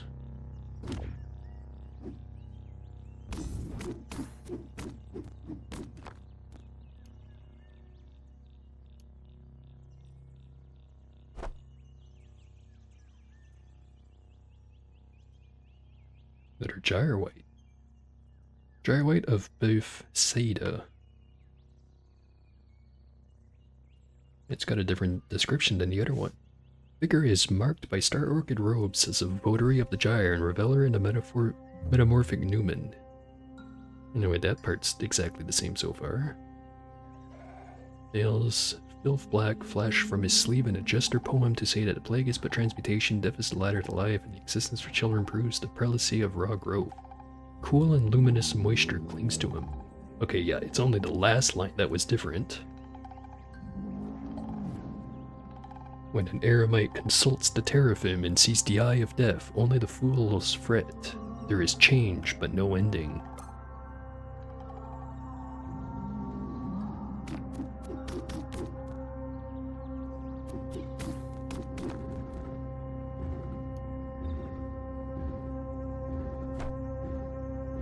We're wondering where I'm picking up those boulders whenever I kill those guys, because sometimes they drop some good items, and you wouldn't know because there's a boulder in the way.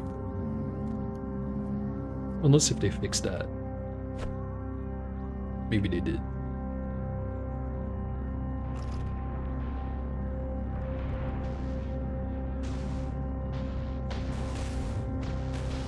That guy's just chilling in the laser.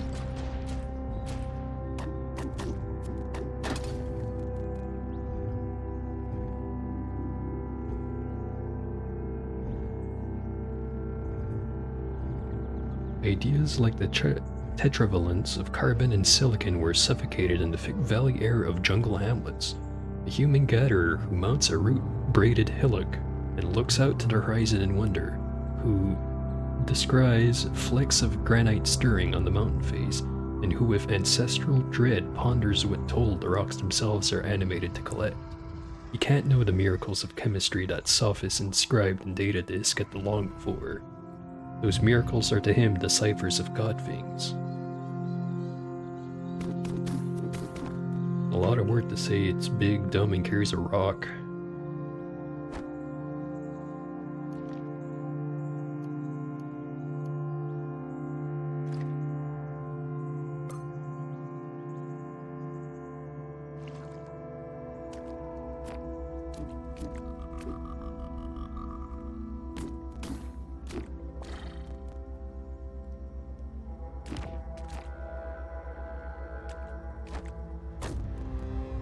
Now level 18.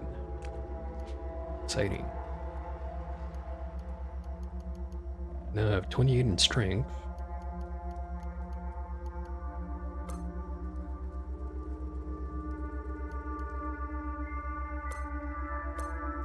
We can no longer level up multiple arms through mutation points.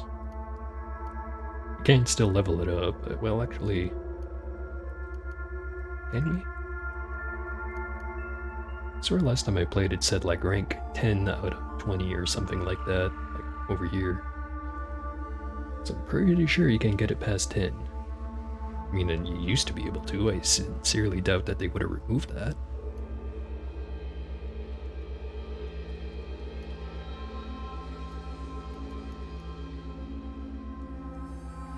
Yeah. I didn't even realize Apothecary is the last one you get here. Just means our healing is better.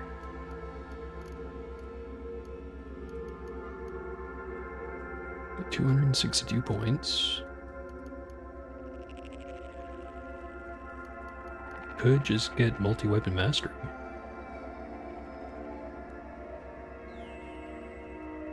Seems like a good investment.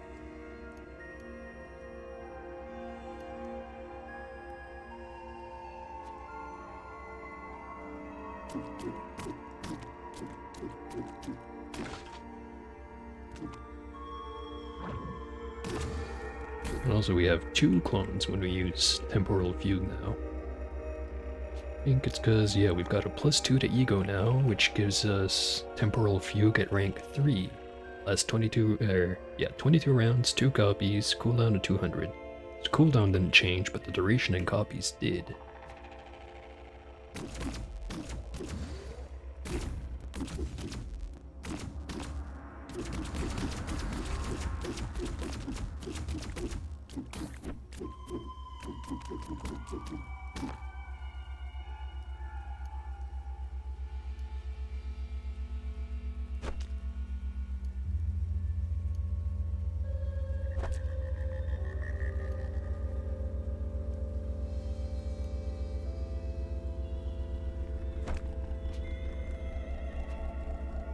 Wrong buttons.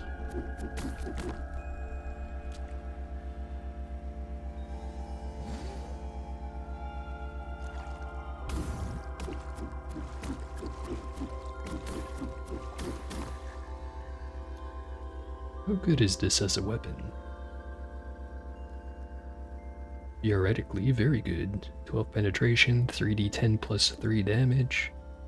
Unfortunately, it weighs 500 pounds.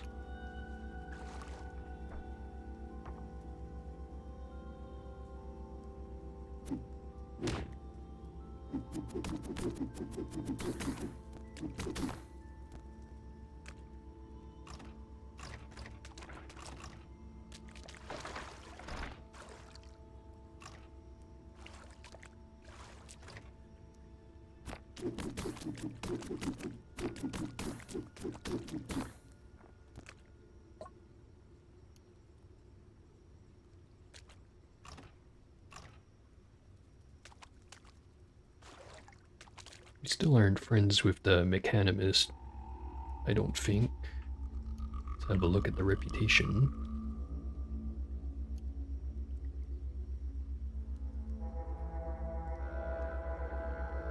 Got 201 reputation. If we could get that up to 350, we could get to the bottom of this area and be welcome in their holy place. If we go there right now, though, they'll be pissed off at us.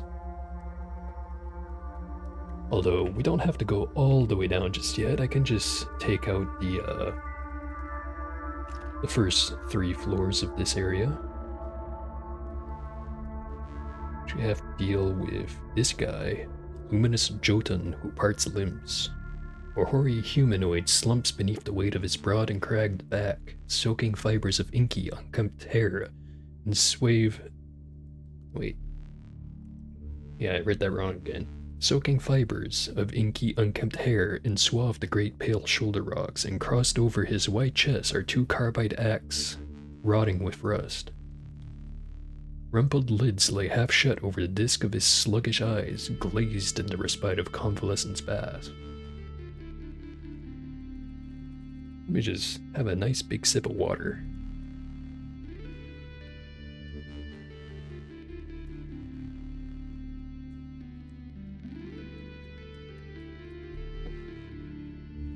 Refreshing.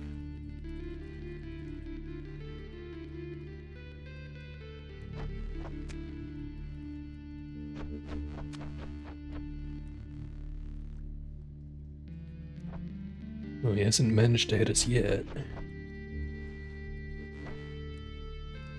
think he ran out of axes.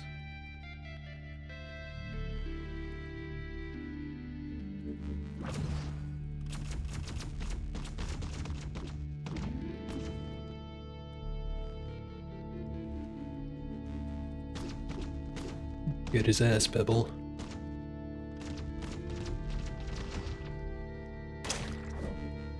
Shit. Hit him with a flurry. Well, that got him. Reputation with trolls has decreased by 210 to negative 685. Reputation with the Buddhist Templar increased by 190. Reputation with the villagers of Durkashur decreased. And a reputation with the sect of the Destined Spice Root increased. I'll be taking that.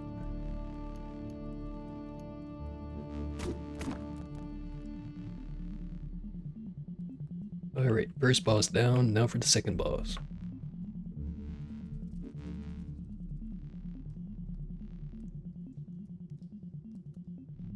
luminous Fjorn Kosev, who knits the icy lattice.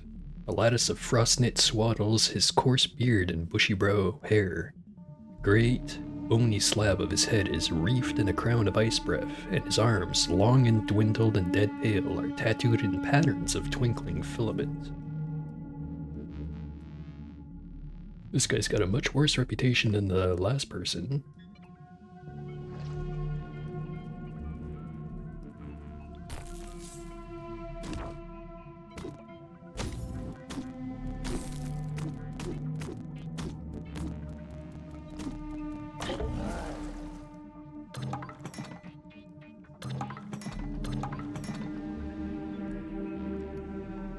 Collect our silver key. Now we've just got the last guy to deal with. Which this dude would be a lot more of a problem if it was not for one specific thing, which I'm still convinced is the bug. Notice in the top right our little mini-map here. See how we're the dot down in this corner, and there's a red dot up over here, despite the fact that we can't see anything. Because there is something, just can't see it. It charged at us. You are dazed. You reel from the force of luminous Hagaba, who plies the umbral paths. So yeah, it is a guy here who we cannot see. He's invisible. I think if you have... I'm not sure if there's any mutations that work on him, like maybe clairvoyance to let you see him. But I know for a fact that if you're playing Truekin and you've got, shoot, what's the name of the cybernetic? There's a cybernetic that gives you like true vision in a big radius around you. That'll let you see him. And I think the night vision also lets you see him. But yeah, we can just cheese him by looking at the minimap and knowing exactly where he is. We can also summon our clones.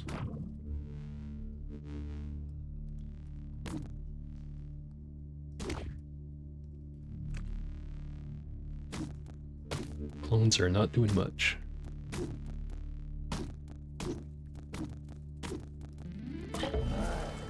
There we go. I think we just stun locked him to death right there. Station with hermits increased. Station with the cult of Orlamas increased. Station with the villagers of Tumish has increased. And now we have the gold key.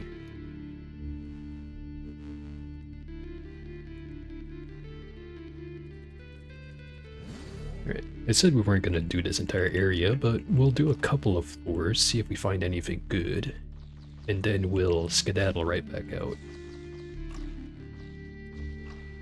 So I do want to increase reputation with the Mechanimus so that we can go in there without pissing him off, because there is always at least one legendary guy down there that potentially we can get even more reputation with.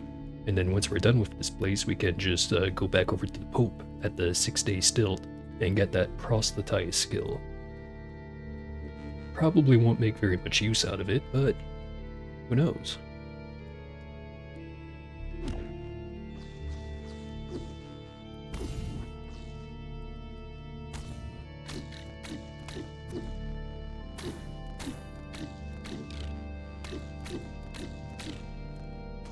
Took out that king crab like it was nothing.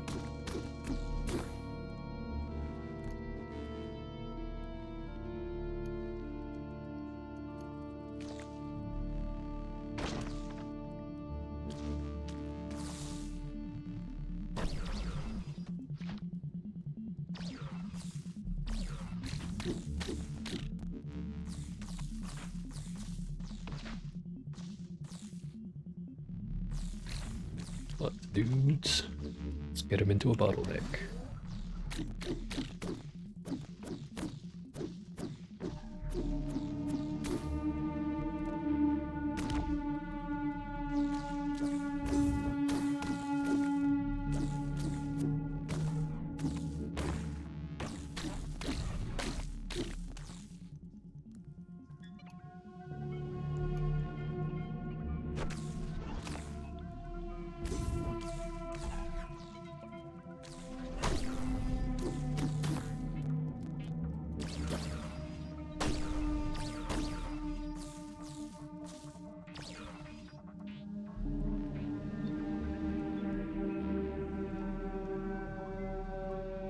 let's have a different description from the regular Alice crabs. Let's read it. Monstrous shelf of sunless ivory upheaves on pointed legs. Its eye stalks are stalagmite husk. Only moss grows there now. And it wields a claw monolith that cuts stone like dry grass. It's also the drowsing urchin. A Stygian sponge ball is stuck to the floor and dappled with dream dew. Or at least a sleeping gas if you're wondering what that was.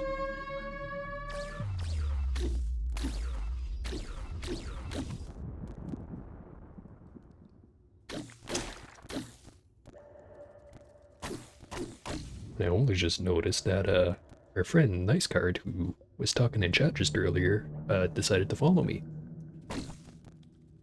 You end up watching the VOD again. Thank you very much.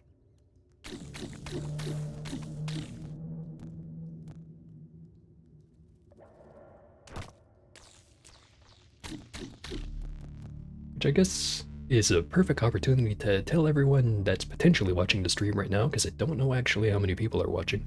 But either way, at the in the description of the channel, there should be a link there that brings us to the YouTube VOD channel. Sorry about that, keep tripping over my words. Let me have another drink.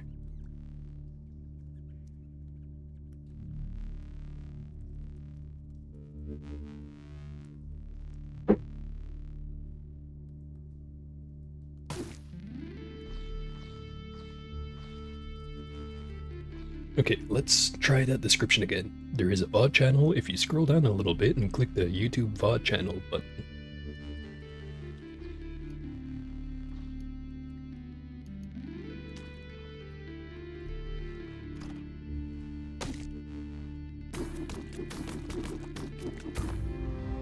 Level 19.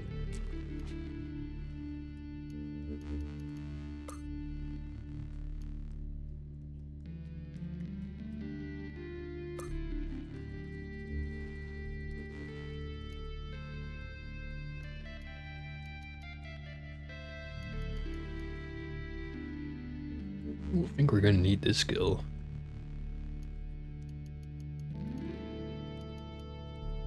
What about endurance? You can get poison tolerance.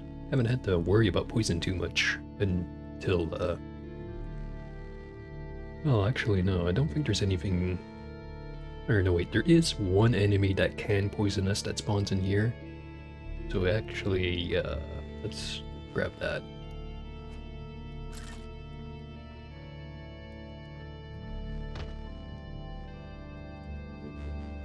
And then we've got the plasternoids. We've killed a few of these already. They're very easy, but they tend to show up in large groups. Rondeurs sling themselves along the orbital paths of an invisible magnetic gyroscope. By inscrutable intervals, one pops out the transverse plane with violent momentum. A bunch of floating orbs that slam into you. When you kill them, they drop normality gas.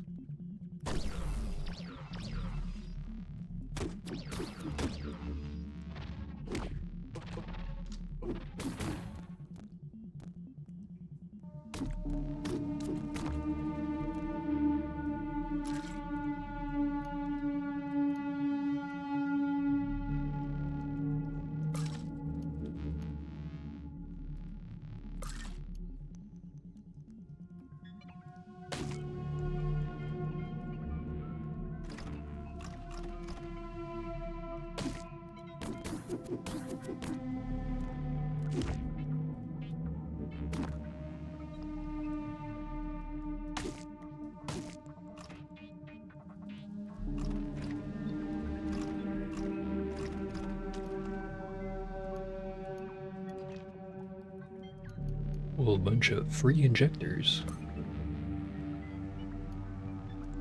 Take all of them.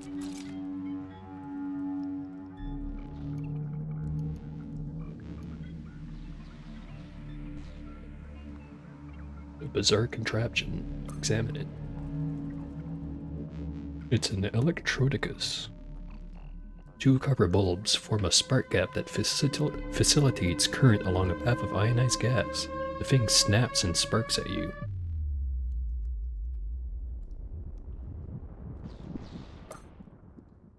Petty mortal, bring me 6 gigantic items, and they shall reward you with enhanced prowess.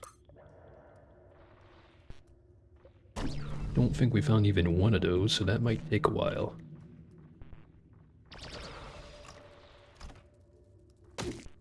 Although I think if we get tinkering and we also find the right data disk for the modification, we might be able to just learn how to make that modification ourselves. Uh-oh.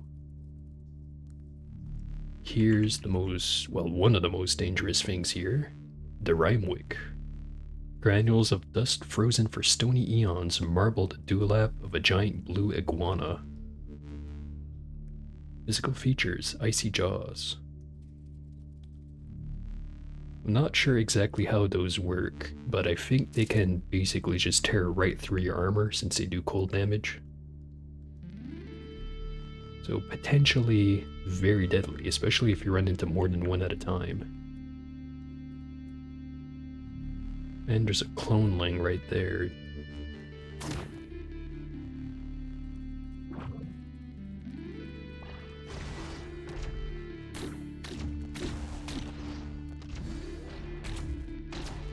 Maybe we just leave.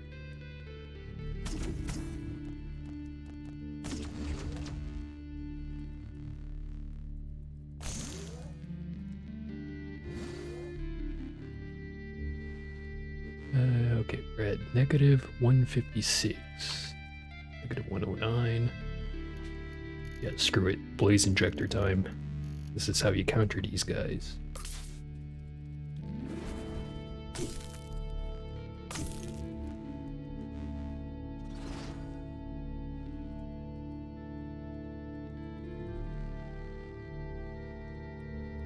I say that, and now I'm running again.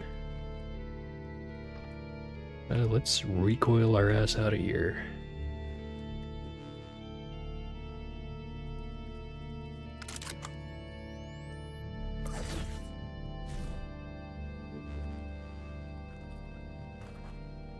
Alright, death averted.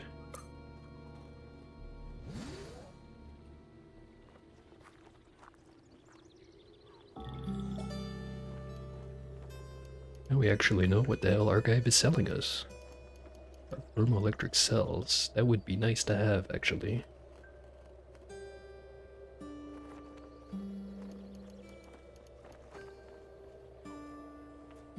A compass bracelet.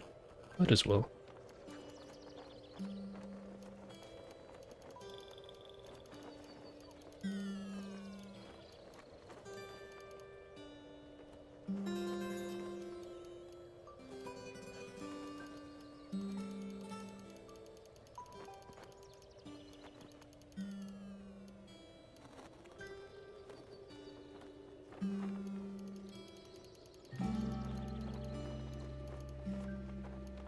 Oh, and just remembered, wasn't there one battle we ran into last time we played this that wanted fermented yonder cane?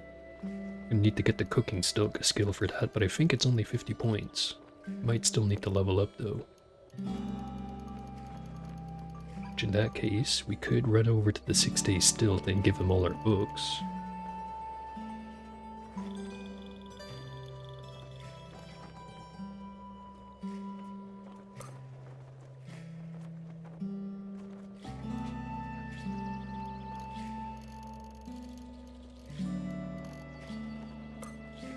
Right, we don't have Tinker. We'll hold on to that for now then.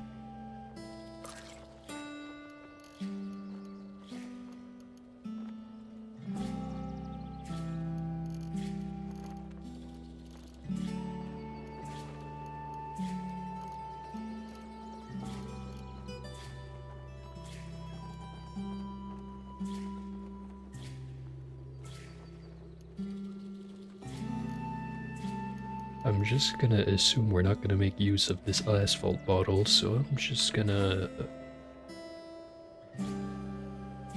leave it in Argive's care.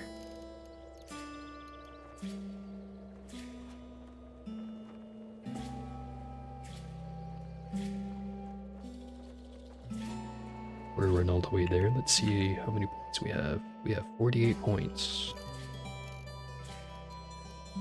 And I was wrong, it's not 50 points, it's 100 points to get cooking.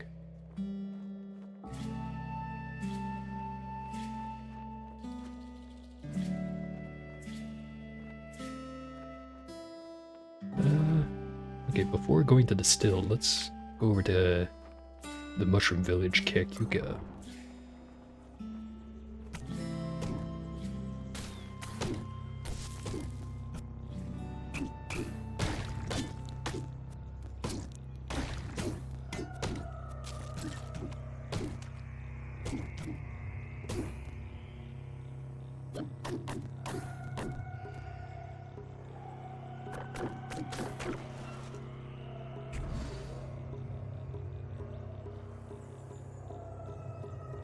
Heard the rusting sound, please, just there. Isn't. Oh no, wait. There we go. Your bloody, salty, sappy carbide boots rust. That's no good. We don't have anything on our feet.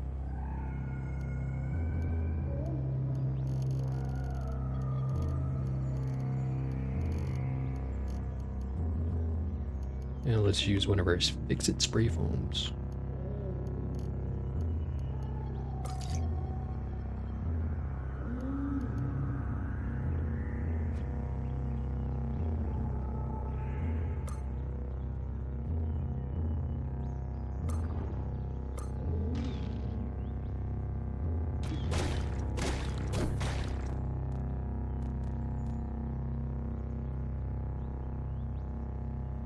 Oh, we're probably never going to be friends with robots, but let's kill this guy.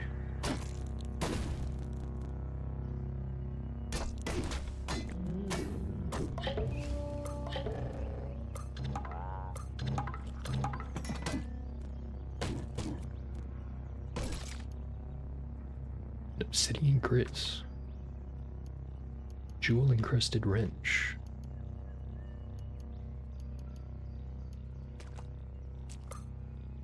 Just pick up some crap to sell.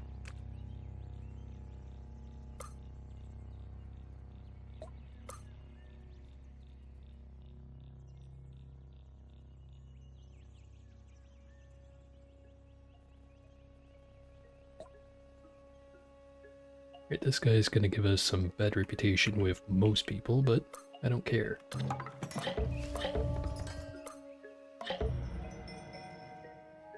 From this guy, we can learn cooking and gathering.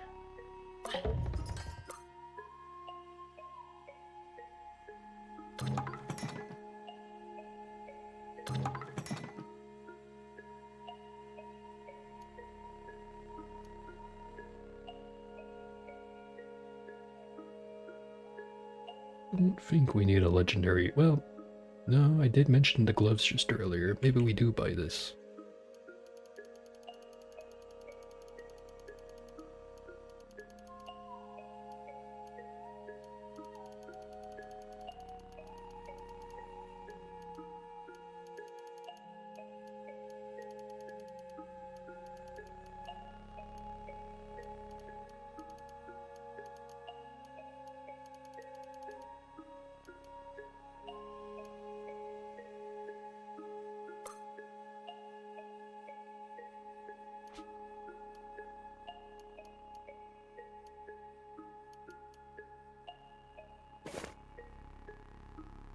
To the workshop of Yarurim, legendary glover for the highest quality wares, located 2 parasangs west and 1 parasang north of Joppa. If he's right next to Joppa, he might not have anything too exciting. Should check it out either way.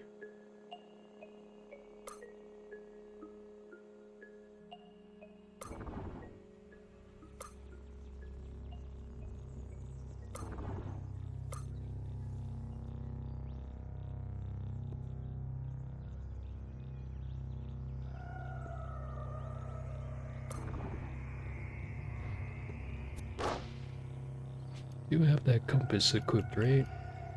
Sure do. Reduced by 10%. Doesn't feel like it. We are regaining our bearings pretty fast every time we do get lost.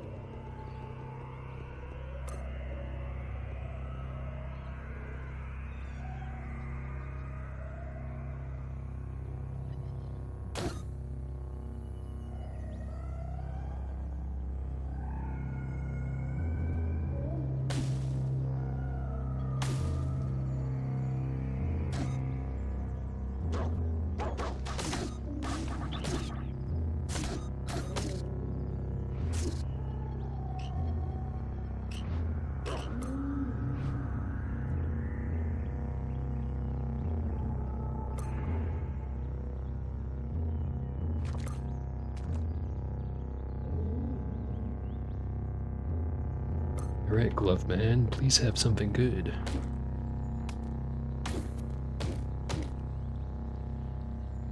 Engraved gloves with a image from the life of what's-his-face, the guy that I refuse to pronounce. On the anniversary of a great battle, a nomad found a babe with its mouth full of brick outside her yurt. She and her fellow nomads adopted the babe and named her what's-her-face. With a mouth full of brick.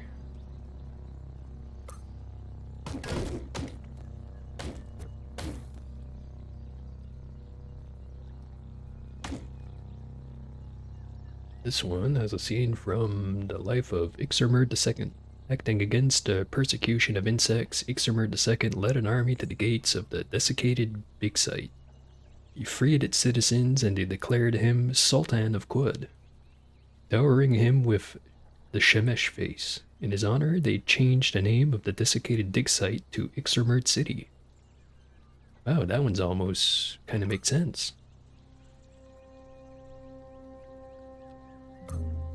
What's with this yellow corpse here? Sap-stained snapshot corpse.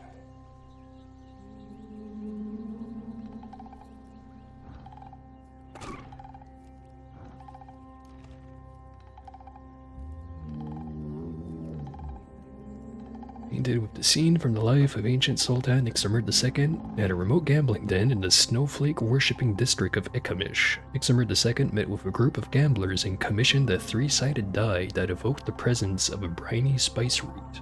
He named it Promised of Root.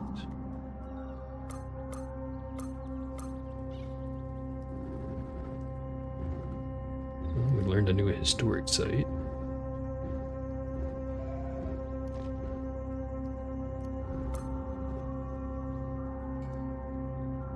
Let's go talk to the Kipper first.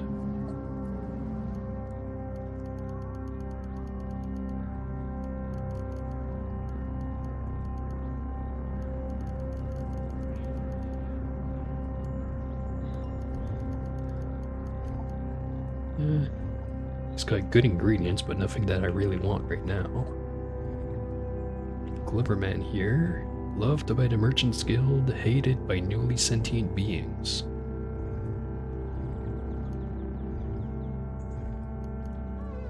Got some painted gloves, painted with a scene from the life of Ixermerd II at a remote gambling den in the snowflake worshipping district.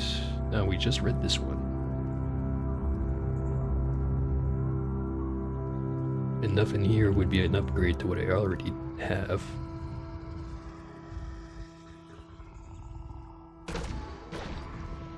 Why are those guys fighting?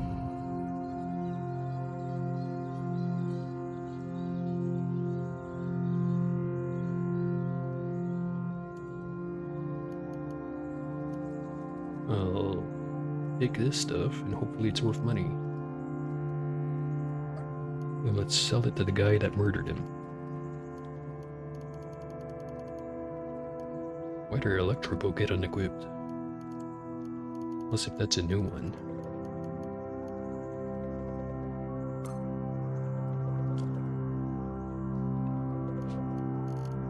It is in fact a new one.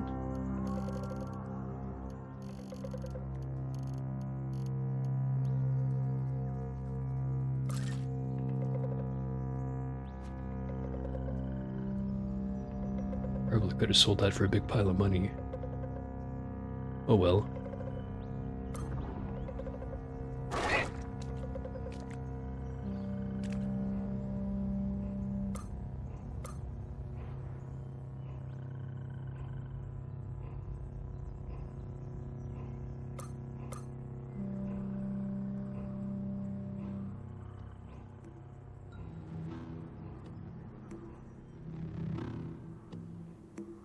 Actually, since I already got the cooking skill, maybe I shouldn't bring all my books over there. To the stilt, I mean.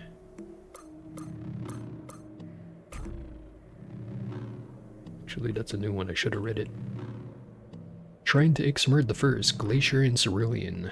Deep in the wilds of the circuit board worshipping district of Etum, Ixermerd discovered Durana, where there she befriended hermits and dug into the earth's strata.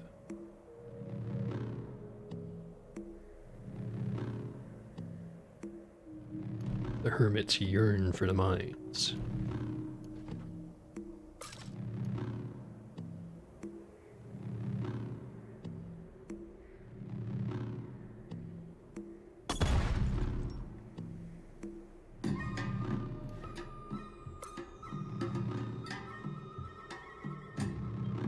See if we can't break into whatever's in here.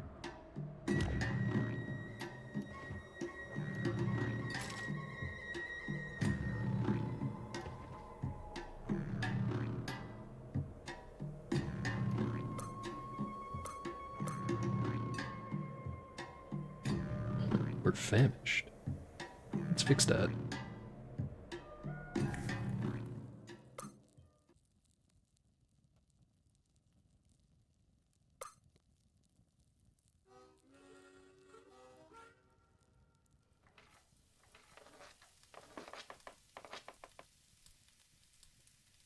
We can just cook our starch and lignin.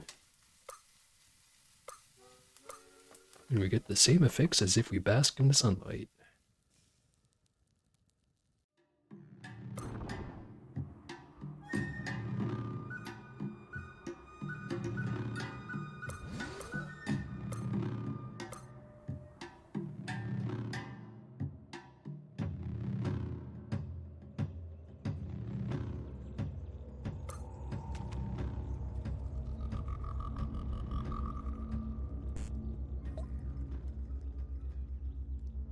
Alright, let's hand over the fermented yonder cane. He gave us 172 skill points. Yay. Oh, we got 220.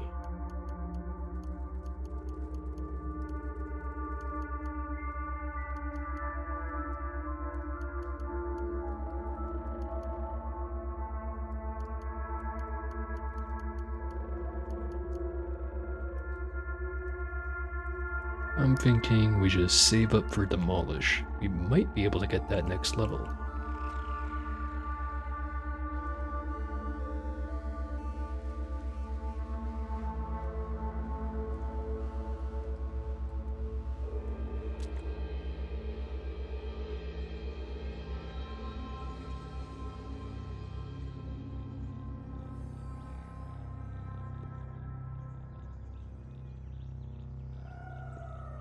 And let's go to the stealth anyways.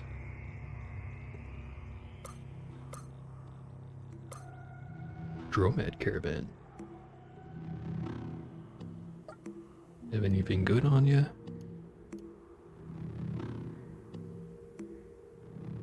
I could risk it on an unknown artifact.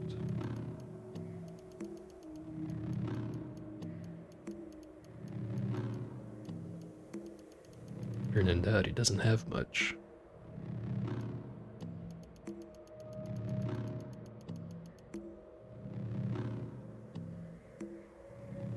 We just wandered the desert for a little bit. And already we get rewarded for it. Discover the village of Shursid.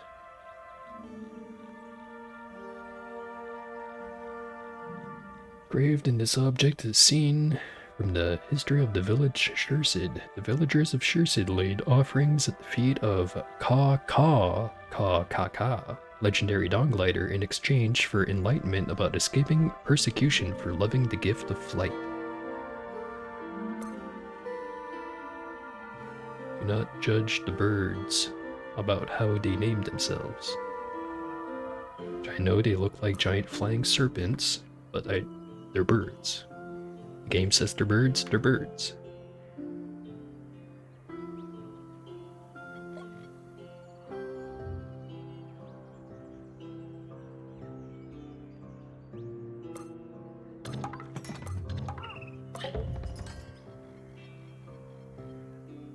The birds are willing to teach me how to lay mines and set bombs. I'll pass.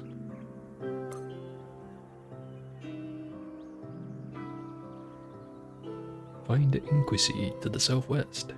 Live and drink. See what they have cooking in the oven. Larva over toasted bugs. Plus 14 heat resistance. 69 heat resistance. Very nice.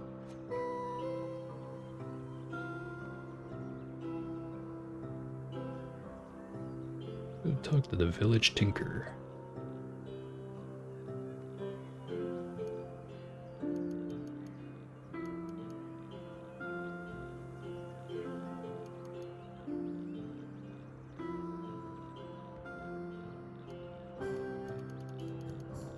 Could try to get the emergency services security card.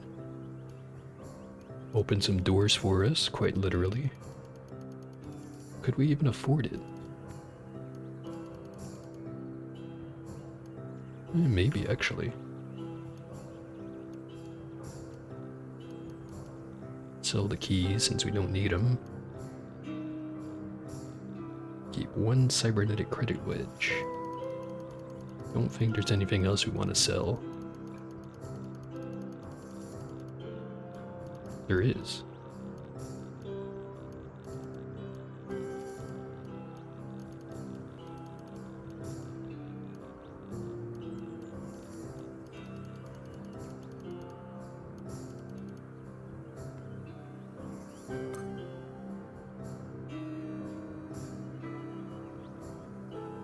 The warning have anything to say. Tells us to stay out of trouble and nothing else. Soft hissing. Keep an eye on your defender. Done any work? Praise the salvage feast that you are here, friend. Roaming defenders came to our village the other day. While breaking bread, they spoke of a fascinating place, Greenheart Servakish, but they wouldn't reveal the location. Would you be willing to locate it?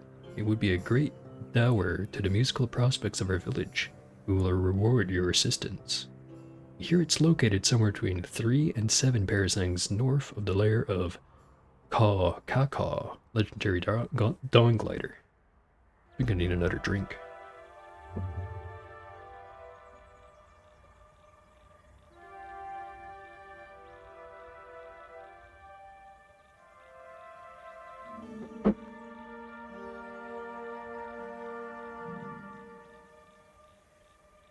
Yeah, we'll go and find this Greenheart Cervikish for you.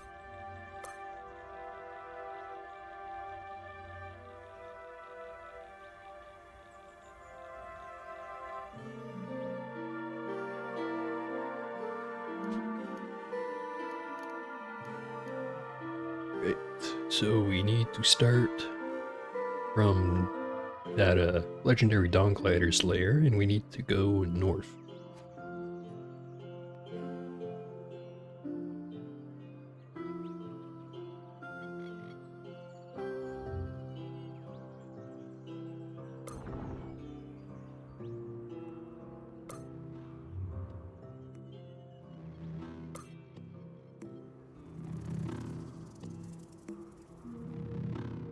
Instead of finding our way through, simply go around.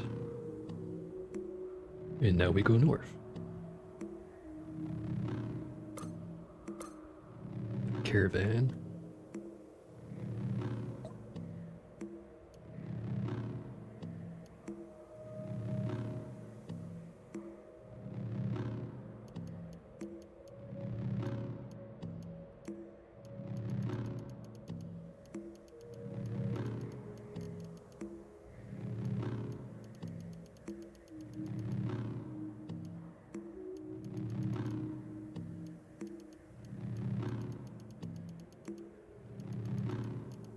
Let's just use the mouse.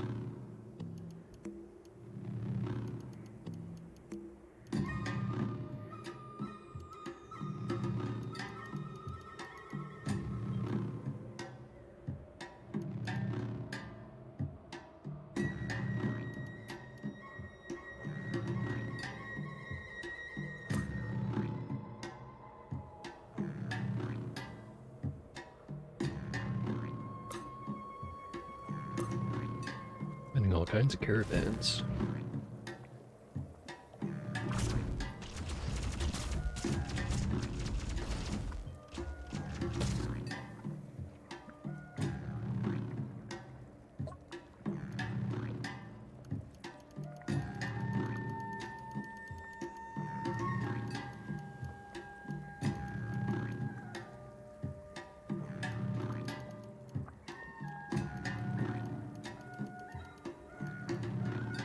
We get ourselves another carbide folding hammer. If we have enough to trade for it. Say that, and immediately we have enough.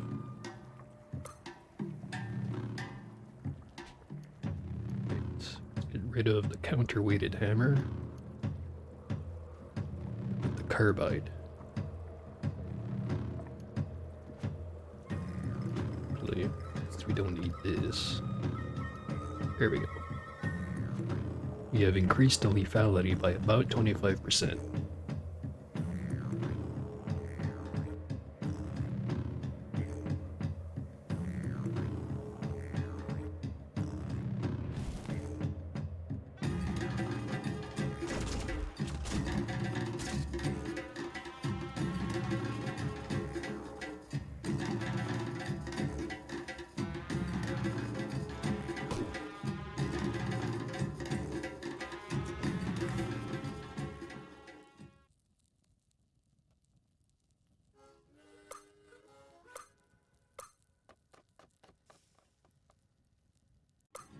Back to the wacky music. And we have found our green heart cervicash. I'm sure they won't mind if I explore it.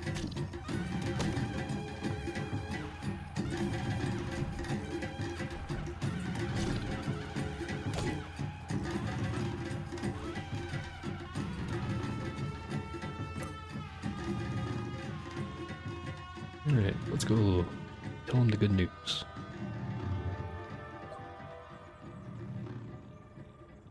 Thank you for your service, Nomad. Our village owes you a debt. For now, please choose a reward from our stockpiles as payment for your service. Keep an eye on your defender.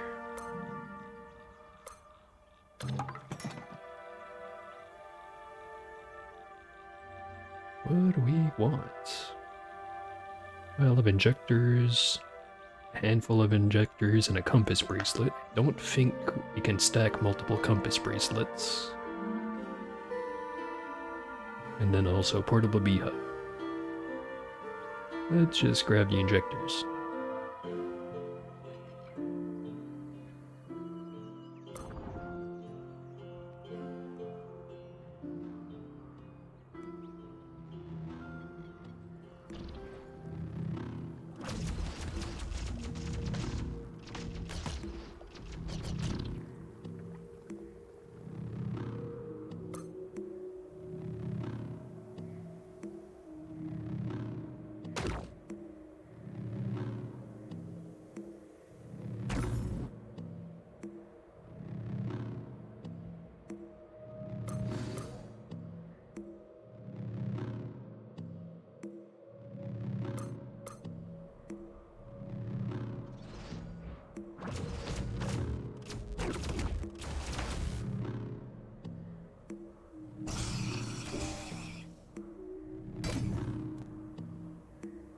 An engraved steel utility knife.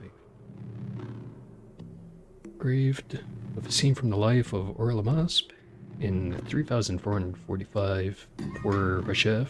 A corrupt administrator was appointed minister of the godless district of Alarchabad. She outlawed the practice of mining rubies, and Orlamasp was forced to flee.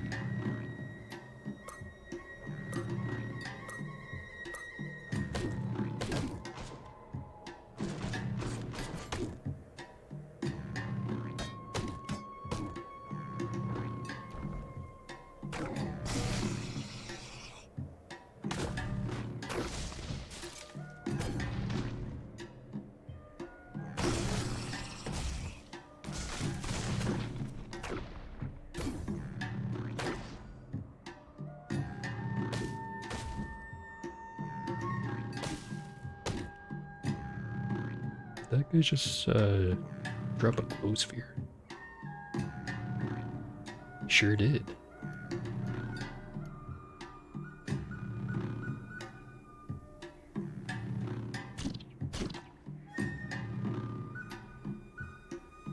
A mimic, untransformed. Transformed into a wall. Now he transformed into dead.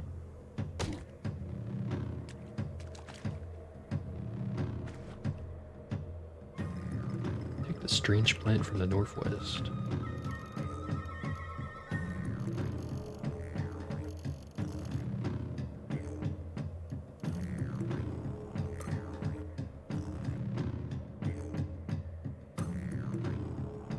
A seed spitter. Compacted seed matter that's been stuffed into the leaf made of a coiled tendril. Seems like a kinda crappy gun.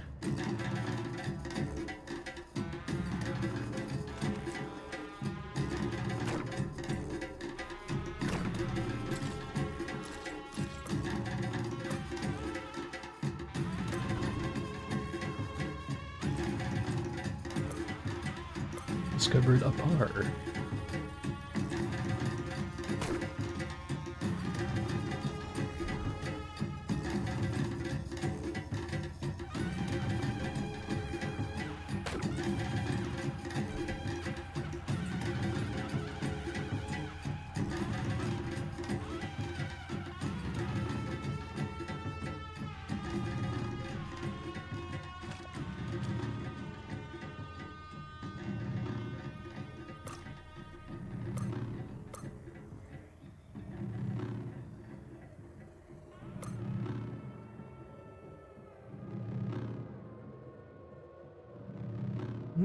Managed to get to the distilled grounds. I think we're on the left of the parasang.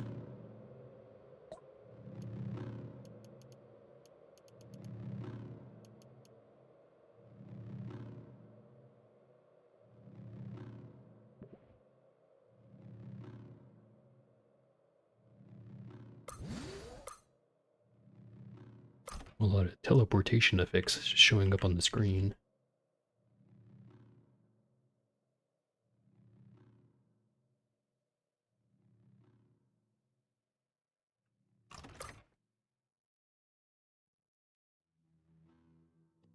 Let's see what the Glover has to sell.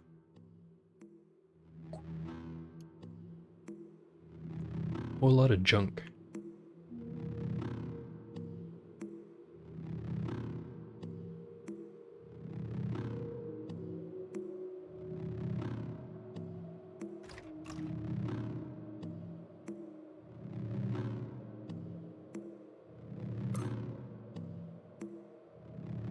Two gunsmiths, a grenadier, and an armorer. Don't think I need any of their services. Engraved vase. Engraved the scene from the life of ancient Sultan Ixermerd III. In 1445 before Reshef, the people of Qud learned that a simulacrum of Ixermerd III had been the one who died. Despite reports to the contrary, Ixermerd III was alive and well. He was known thenceforth as the Marigold Wraith. It's kind of cool.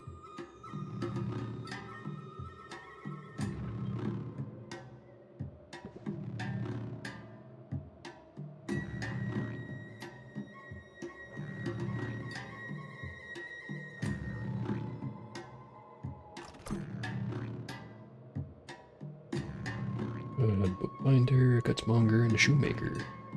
Who the bookbinder has. Nothing much.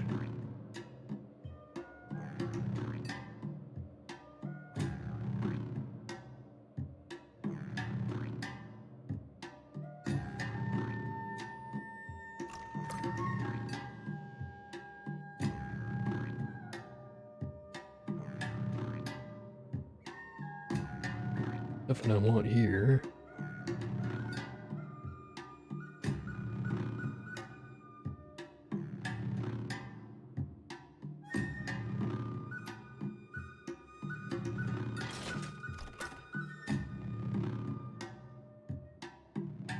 Schematics drafter. Let's check out what he has.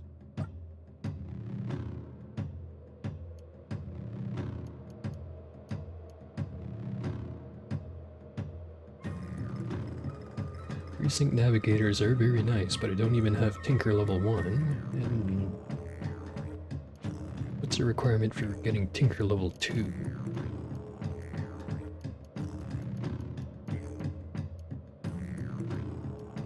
We could get Tinker 1 right now.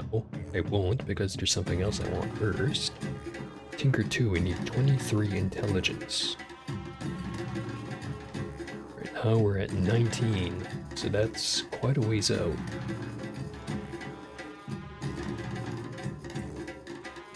And down here it's the pre-generated, or not pre-generated. This one always has the same merchants on it. You know, just so that you don't get completely screwed on the RNG.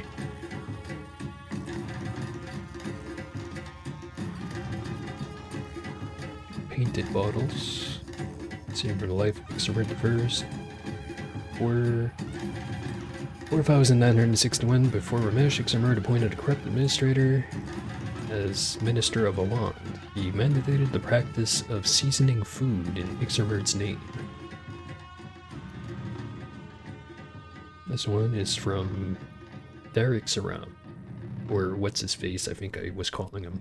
Throughout the entirety of 2455 before Rajaf, what's his face ravaged all of the godless districts of Imrilil, conducting midnight raids on the village of pariahs and unshelled reptiles. She became known as the Imrilil Scourge. Real tongue work out these names. See what the Kipper has.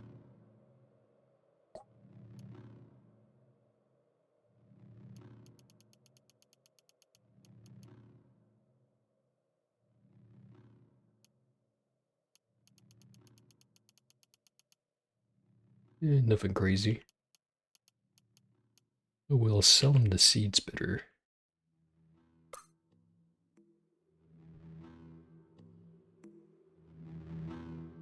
And then back to the main square.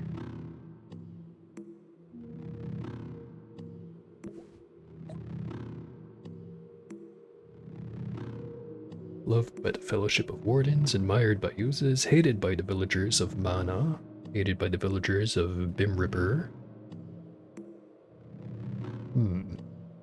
Yeah, you seem alright.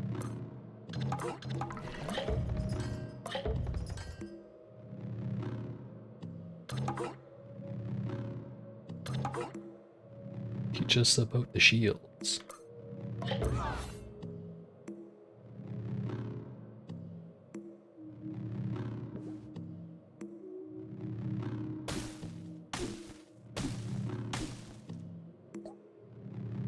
Share some secrets. Do not have any secrets. That's surprising.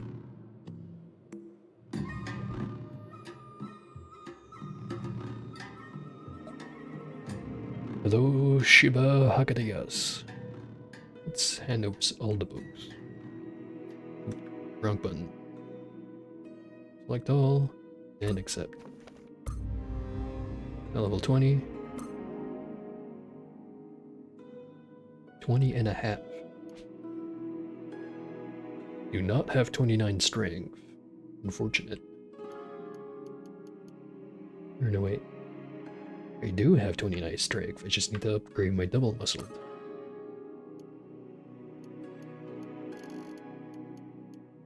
And now we can demolish. This is an activated ability, cooldown of 100 turns. For the next 5 rounds, your chance to daze with cudgel attacks is 100%, and slam has no cooldown. To use demolish, slam must be off cooldown, and using demolish puts slam on cooldown. So it basically lets us use slam 5 times in a row, and failing that, we at least get to stun everything. Or, well, not stun, daze. Either way, we got it. It's where we want this on the bar. Put it, right there.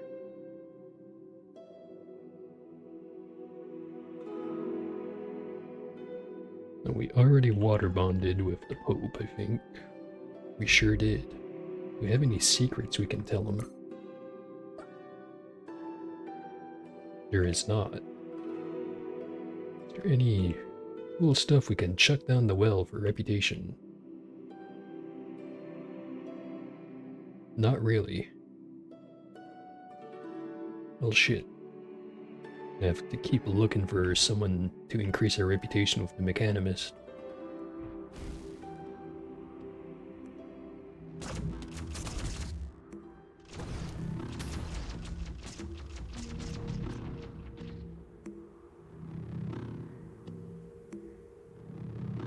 It's a group of apes. Ikoko, Okukaka, the Suave, or Suave. Suave? I'm bad at language, can you tell? Legendary albino ape. A snow-white slumping head is beset with keen and soft red eyes. Her fur is powdery on her hulking ape frame, and on moontime instinct squeezes her fist into a chest beater. Loved by apes, disliked by the Daughters of Exile, hated by the Buhango, and disliked by the Naftali tribe. Have anything to trade? Got engraved leather moccasins. It's got an image of Orlamasp. In 3413, before Ramesh, Orlamasp challenged the Sultan of Quad to a duel over the sanctioned persecution of astrologists. She won and ascended to the crown. She was 67 years old.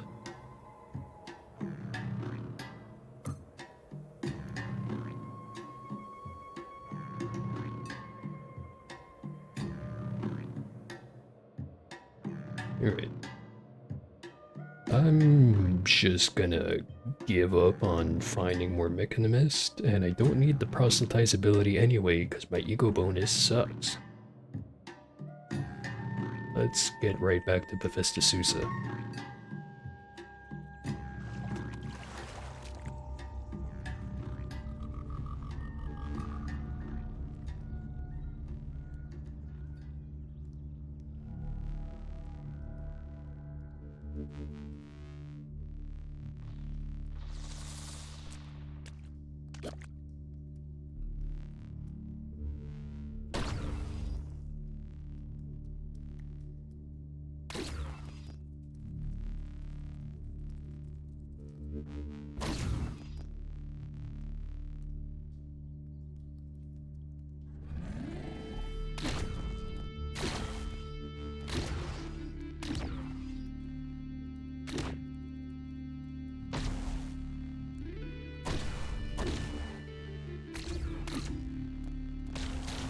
Well, if it's getting low.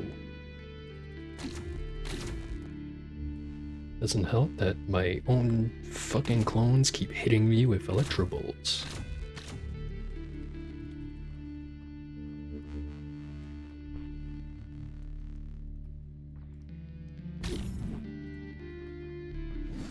One crab down, infinite to go.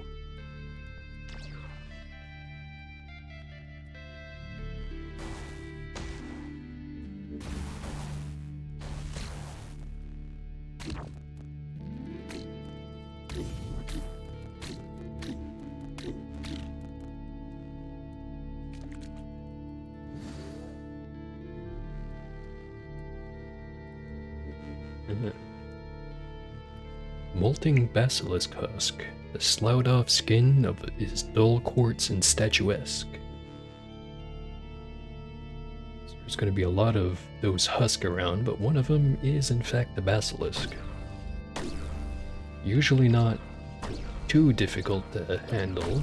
Just make sure you're not low on health before you engage it, because it can not stun you, but it can slow you down using a status effect it has. An easy way to see if one of these is the real one or just one of the fakes is to, for me it's alt. It shows everyone or any points of interest, so like dropped items, and if they're green that means they're an ally, if they're red that means they're an enemy. And in the case of the husk here, they just show up as white.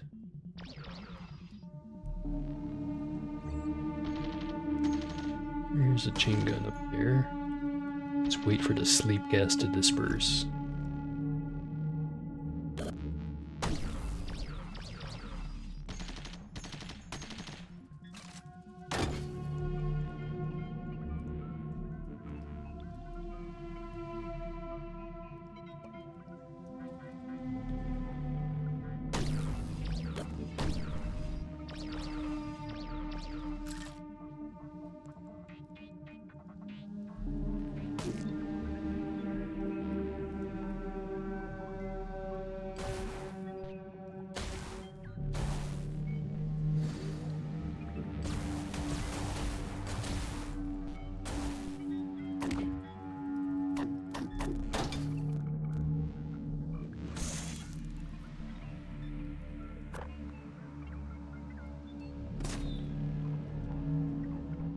Now is where Demolish comes in real handy.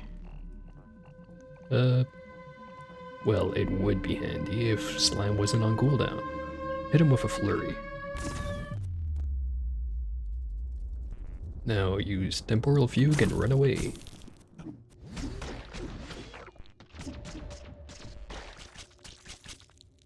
I think they handled it.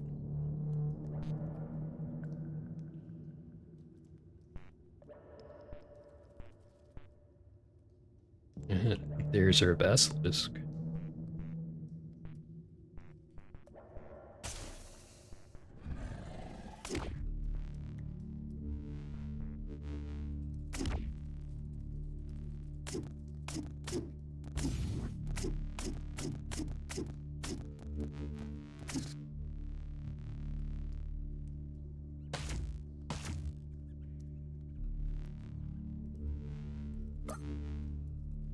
Pity mortal, bring me 3 dermal plating implants, and I shall reward you with a mighty weapon. Don't think we found a single one of those, but we'll keep an eye out.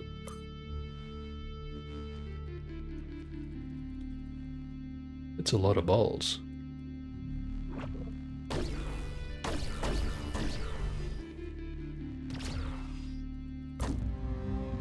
Level 21. 1 attribute point to spend. Very tempted to put it into intelligence. Very tempted indeed.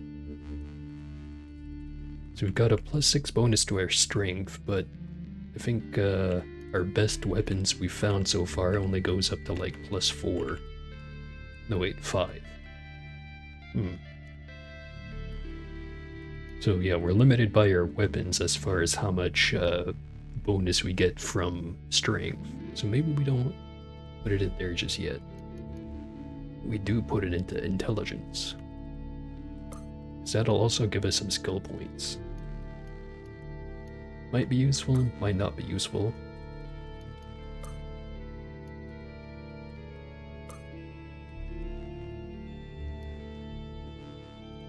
$172 points to work with. What do we want?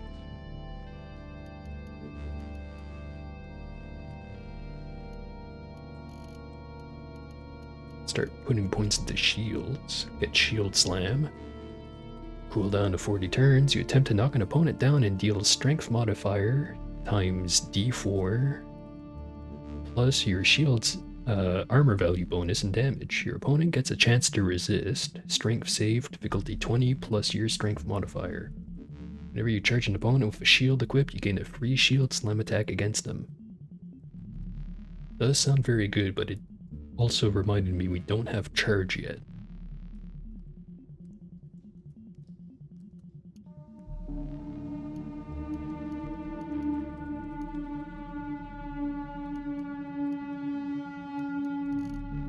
Maybe we just get Tinkering 1 instead.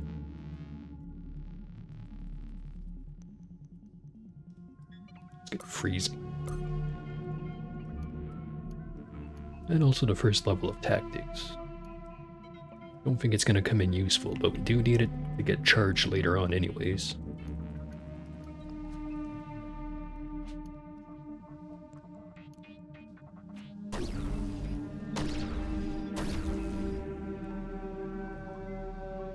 Hostile Caravan Guard. Do not like what that implies.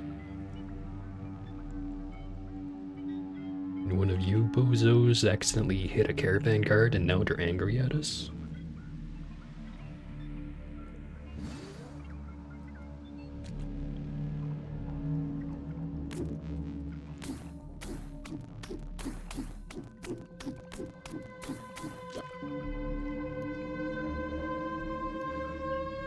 Fullerite Aegis, Masterwork Fullerite Battle Axe. Don't mind if I do.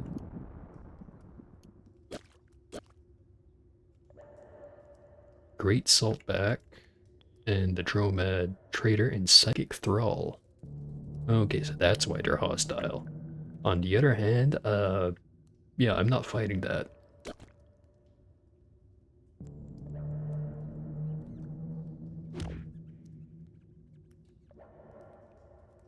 Let's just use the elevator. Okay, we went all the way back up. Now let's go all the way down.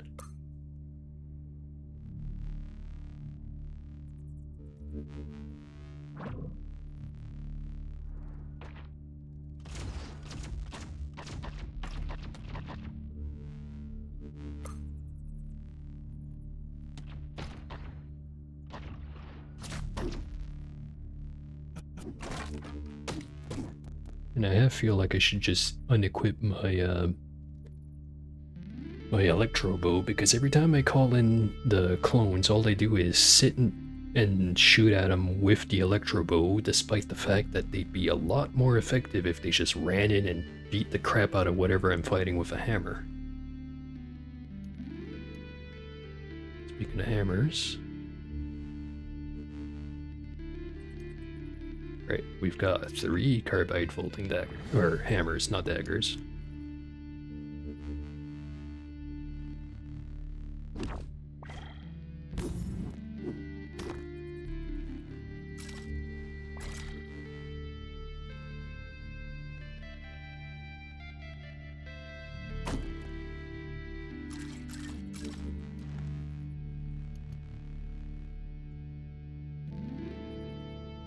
Revolvers painted with a scene from the life of ancient Sultan What's-His-Face. After treating with water barons, What's-His-Face convinced them to help her found a hermitage in the godless district of Alarchapad for the purpose of chanting and devotion of forgotten seconds of one's life. They named it the Hermitage of the Perpetual.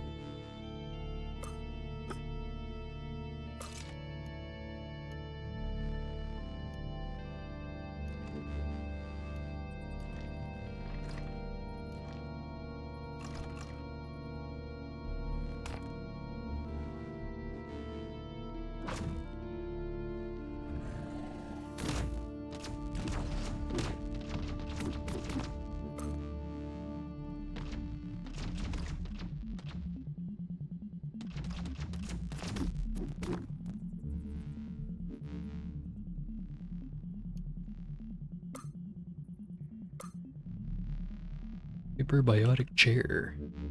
Hidden microreactors smash together particles, generate heat, and power the biotic machine apparatus that restores life to the wounded recliner.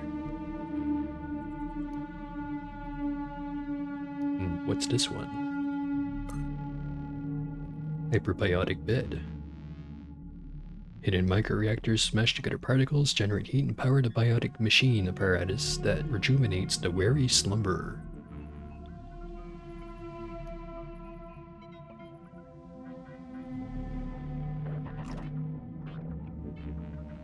As it turns out, Bethesda makes some very good gamer chairs. Who would have thunk?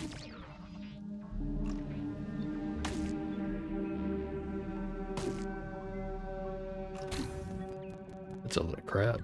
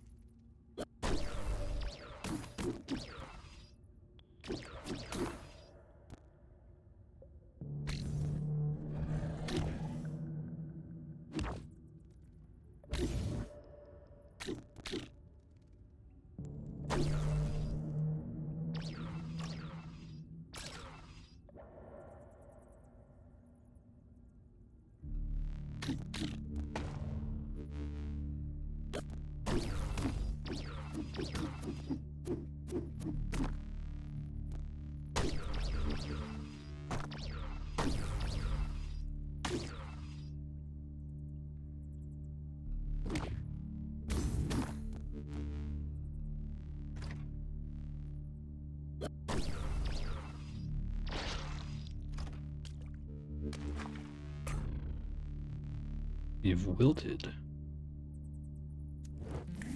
Fix that real quick.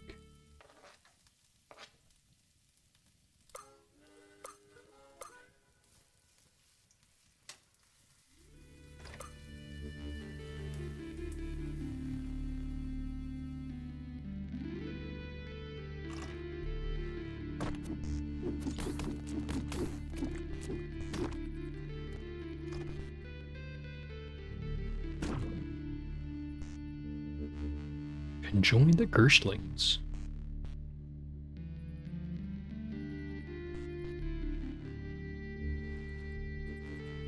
So, looks like it has the same description as a regular Gerstling, except, you know, plural pronouns, because it's literally two of them.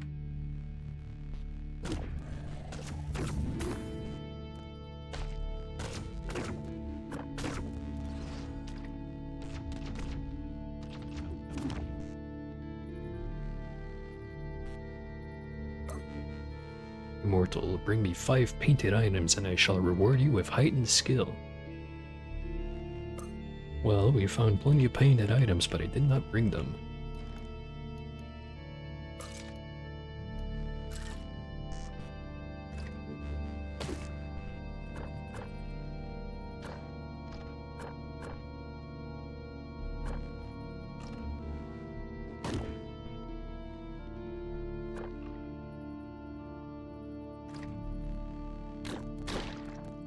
Surprised we haven't run into more gyro humors. Though now that I've said it, we're probably gonna run into like 10.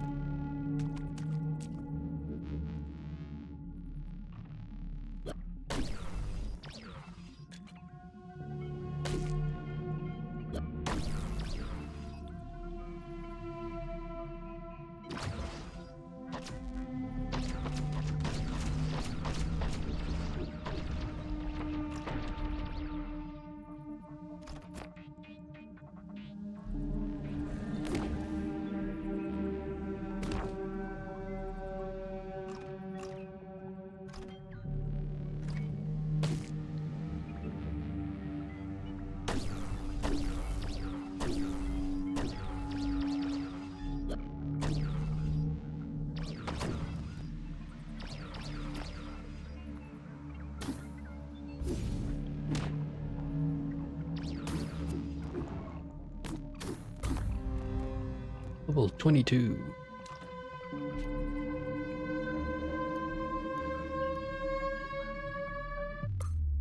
We now have a +7 bonus to our strength. We're getting pretty damn strong. If anything, I'm starting to wonder if we're not better off just going barehanded. The damage probably isn't very good, but let's look. We cannot inspect our hand.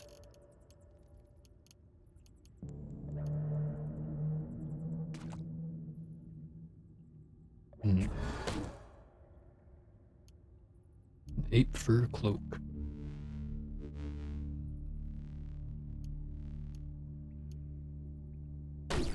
Maybe our hands are better, but we don't know.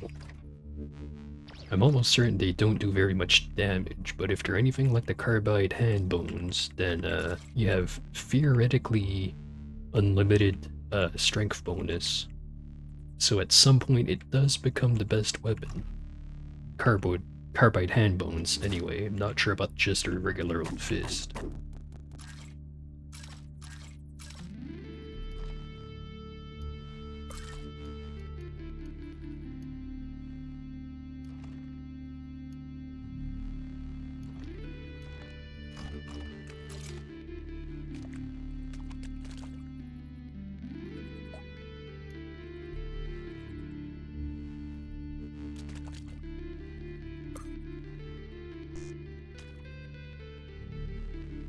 I think we're nearing the end of Mephistosusa.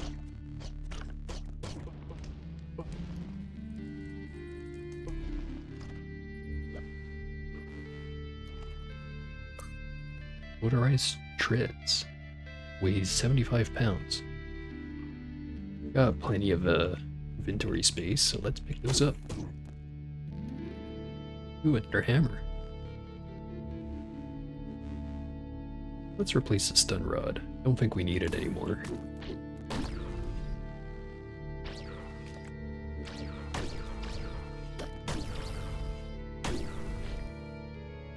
There's the gyro humor.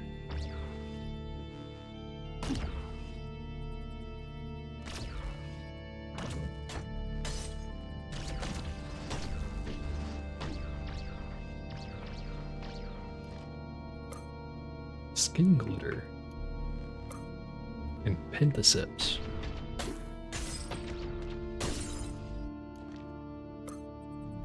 Intravenous ports. Giant hands.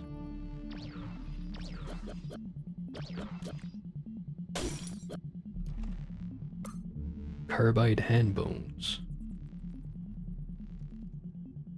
Yeah, all this does is it increases your fist damage. So I'm assuming that the regular fists work the same way as the carbide hand bones, then in terms of its penetration value can theoretically go to infinite because it scales endlessly off of your strength, but the damage itself probably isn't very good if you don't have these installed. Which we cannot install because we're not Trukin.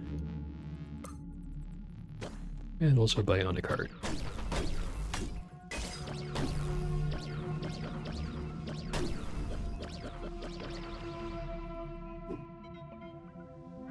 Here's a good friend, Mr. Sawhand.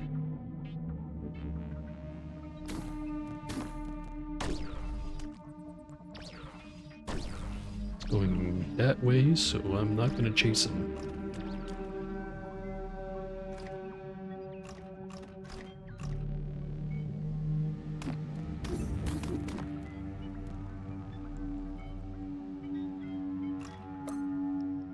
Petty mortal, bring me 3 emergency services security cards and I shall reward you with a blazing cannon. Oh, we've got one of those. Now we just have to find 2 more.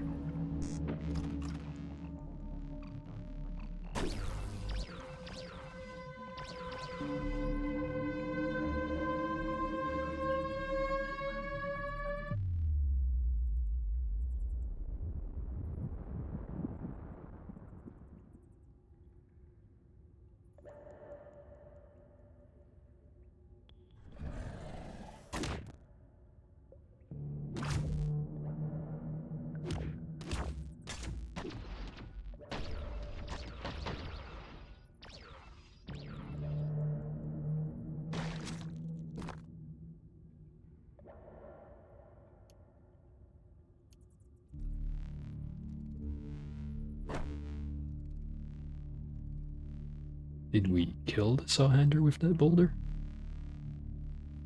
We did. The Sawhander dies, you gain 180 EXP. We hit him for 38 damage.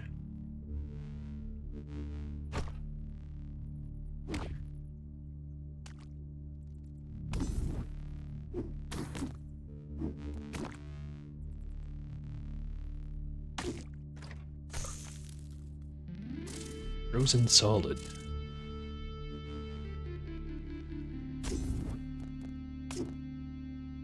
Hit him with the demolish.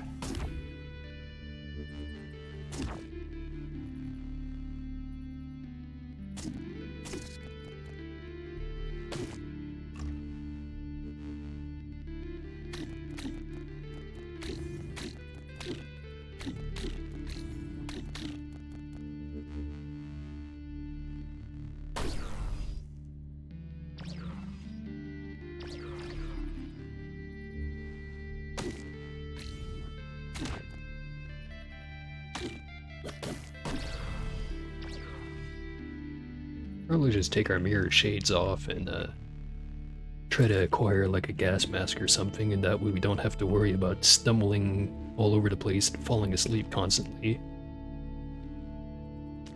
But I don't have one of those, so it doesn't matter.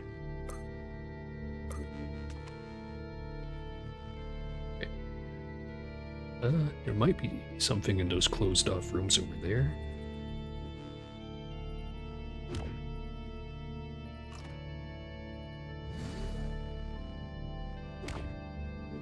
sure wasn't.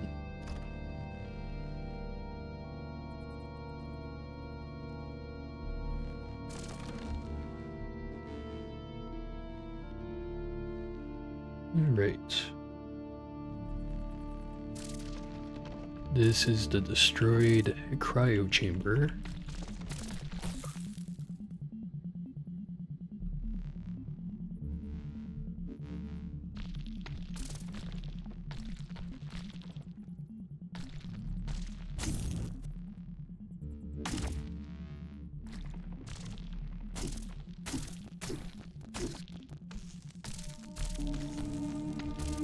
Where is that damn spider?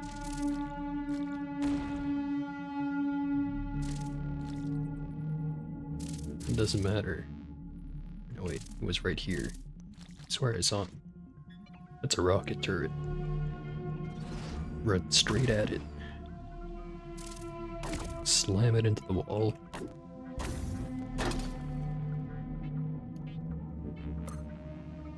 High explosive missiles. Treat these as scrap. There's the spider. A phase spider. Its arachnic sternum and 8 curling legs are flattened to paper thinness for slipping through the psychotectonic plates of spacetime. The light of 2 dimensions glances over it. Spider's so flat that we can't even touch it.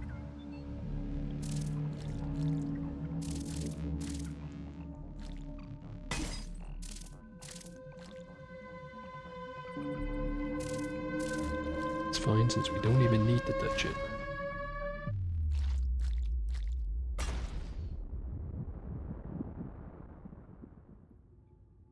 I ain't risking it.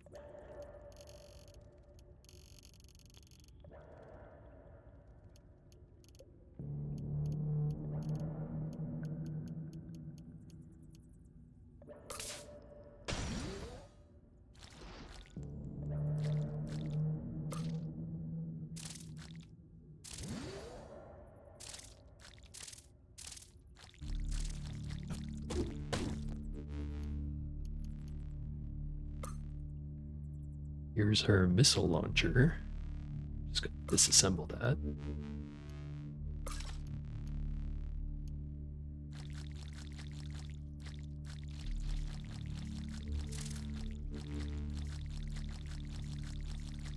Try not to break open any of these.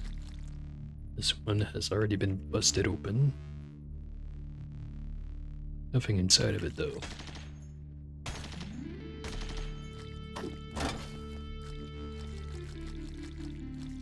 Alright, now time to fight all the mechanimists that are down here.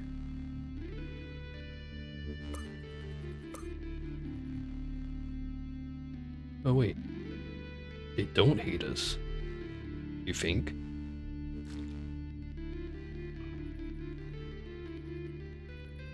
I thought we weren't allowed in their holy places. What's up with that?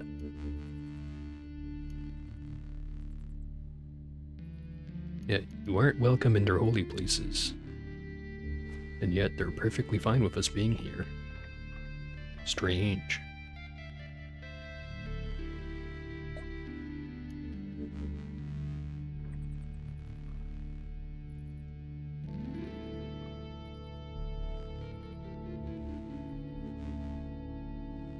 Loved by the mechanimists, hated by Shava, the Tree of Life, hated by cannibals, and hated by insects. It's got a chrome mantle, some weird artifacts, and some sandals.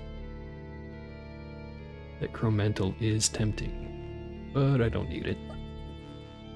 Insert disc, we decoded the signal. Hit the button, the elevator's back on. Now let's just explore this place.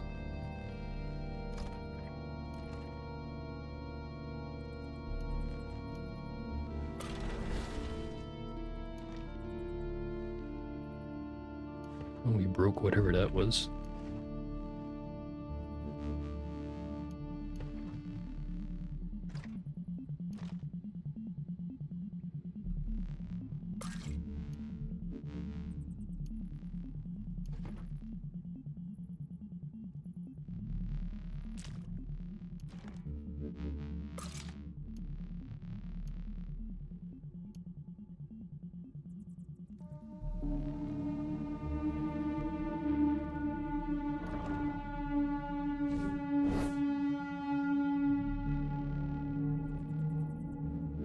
Whatever was in that room confused us and then teleported us.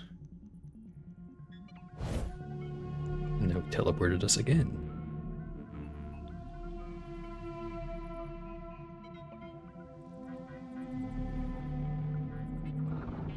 Confused us again. And teleported.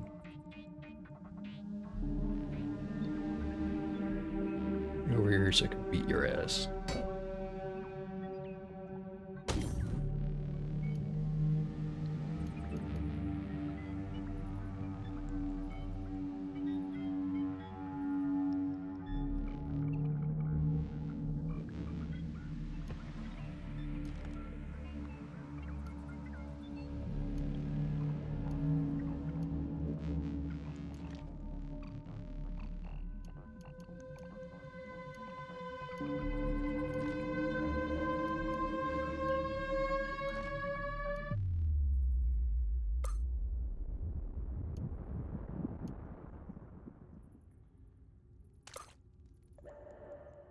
Alright, we're done here.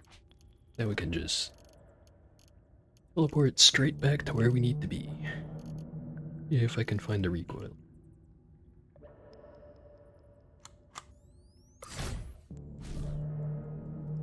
Right. We're back at the bear's house.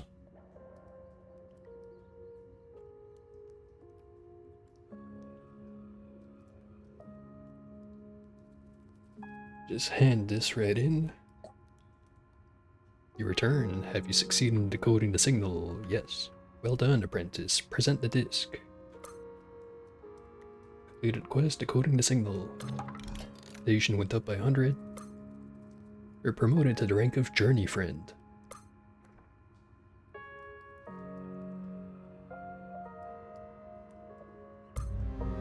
Now level 23. I must bring the decoded signal to Barafrum immediately.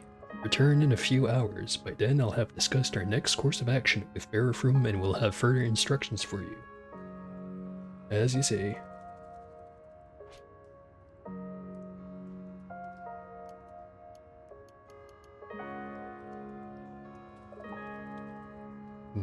We could level up Double Muscle, but would only give us a 2% increase to our day's chance, and then we would not be able to level it up anymore.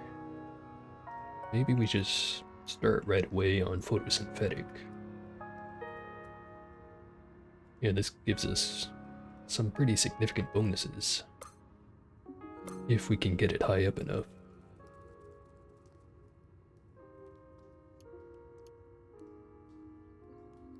$200 points to spend. Let's get charge.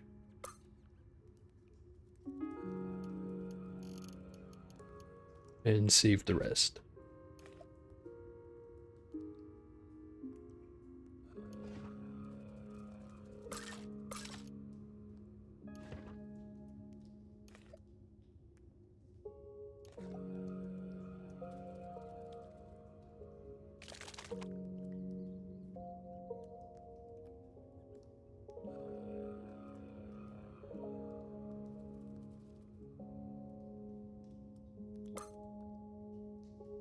Alright. Finish exploring the new areas and he's back. Pebble, I've brought the decoded signal to Barafrum and he's finished musing on it. We have fresh instructions for you, journey friend. Are you ready to hear them? Sure. Barafrum needs you for an undertaking of great importance. You must journey to Almondborch, far to the north. There the spindle stretches from earth to sky. Unfortunately, a troublesome merchant from the consortium of Fita has relocated there and declared herself Earl of Almondborch. We need you to broker a deal so that we may lease control of the spindle. Failing that, you'll need to dispose of the self-appointed Earl. Be careful on your approach to Almondborch, journey friend. So far east into the reaches of Cud, the Pudis Templar lie in wait. Well, I'll go and secure your spindle for you.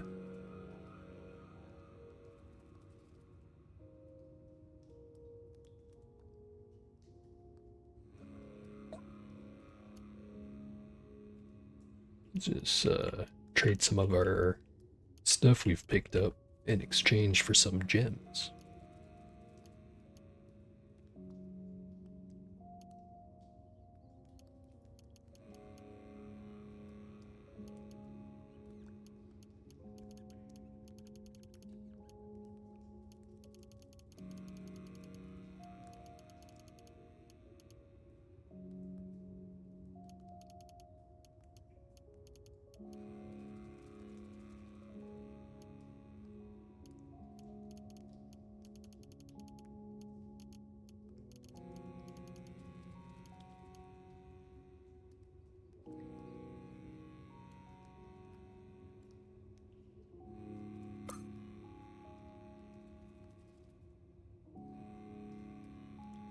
Right, and now that we have a bunch of gems, we're gonna use our recoiler to go to id 3 hold.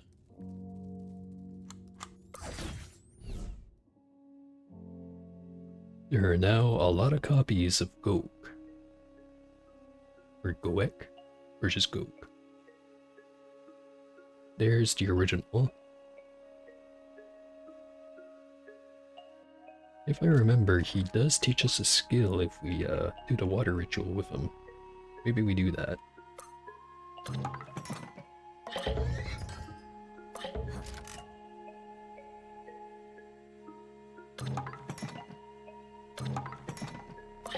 You earned Spicer. If I remember right, that's the cooking skill that lets us use 3 cooking ingredients. When you choose ingredients to cook with, you can choose up to 3 instead of 2.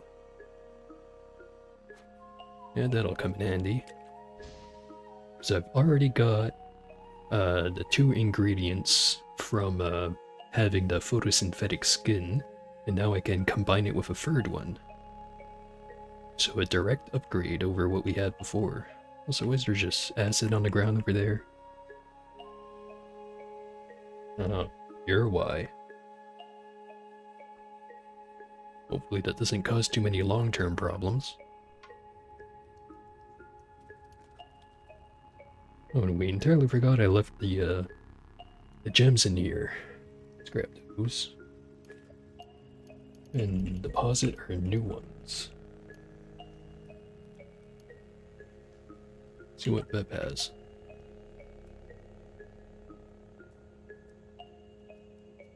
I do enjoy a good powered exoskeleton.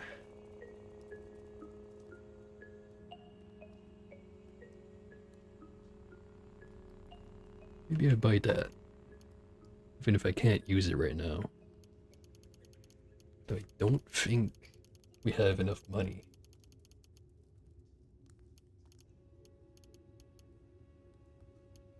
It's 400.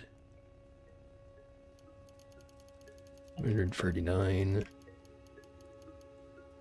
719. Okay, we do have enough money. Just wait here a while for our stones to shine up. And let's go see Tilly.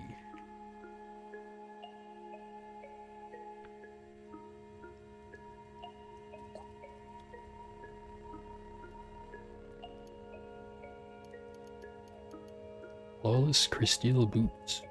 Those would be real nice.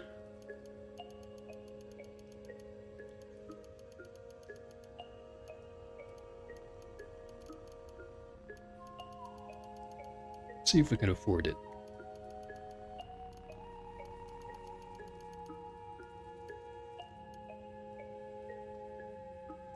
Nearly there from the gemstones alone.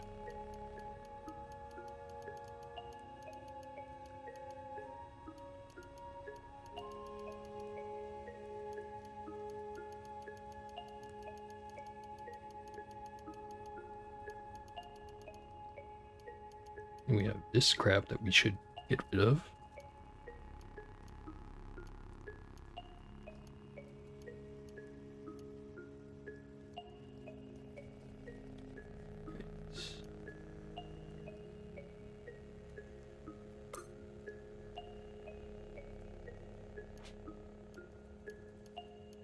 +1 armor value, going from 3 to 4. Brings our total to 15. That much more invulnerable. To regular physical attacks anyway. But on that note, I think we're gonna be done for today. We've accomplished a lot. We've managed to not die, which is a small miracle in itself. We've had multiple people even show up to the stream and ask us questions in chat, which is amazing. But anyways, next stream is going to be on Friday, and I did make a promise that we're going to be playing some Donkey Kong Country. Although, I should put a little disclaimer on that I might not be able to get it up and running Since I don't have a capture card for my Super Nintendo, I'm just gonna try to get a hold of a ROM or figure out how to ROM dump, and then we'll play that. Again, I will try to make it happen, but no promises. Anyways, thanks for watching. See ya.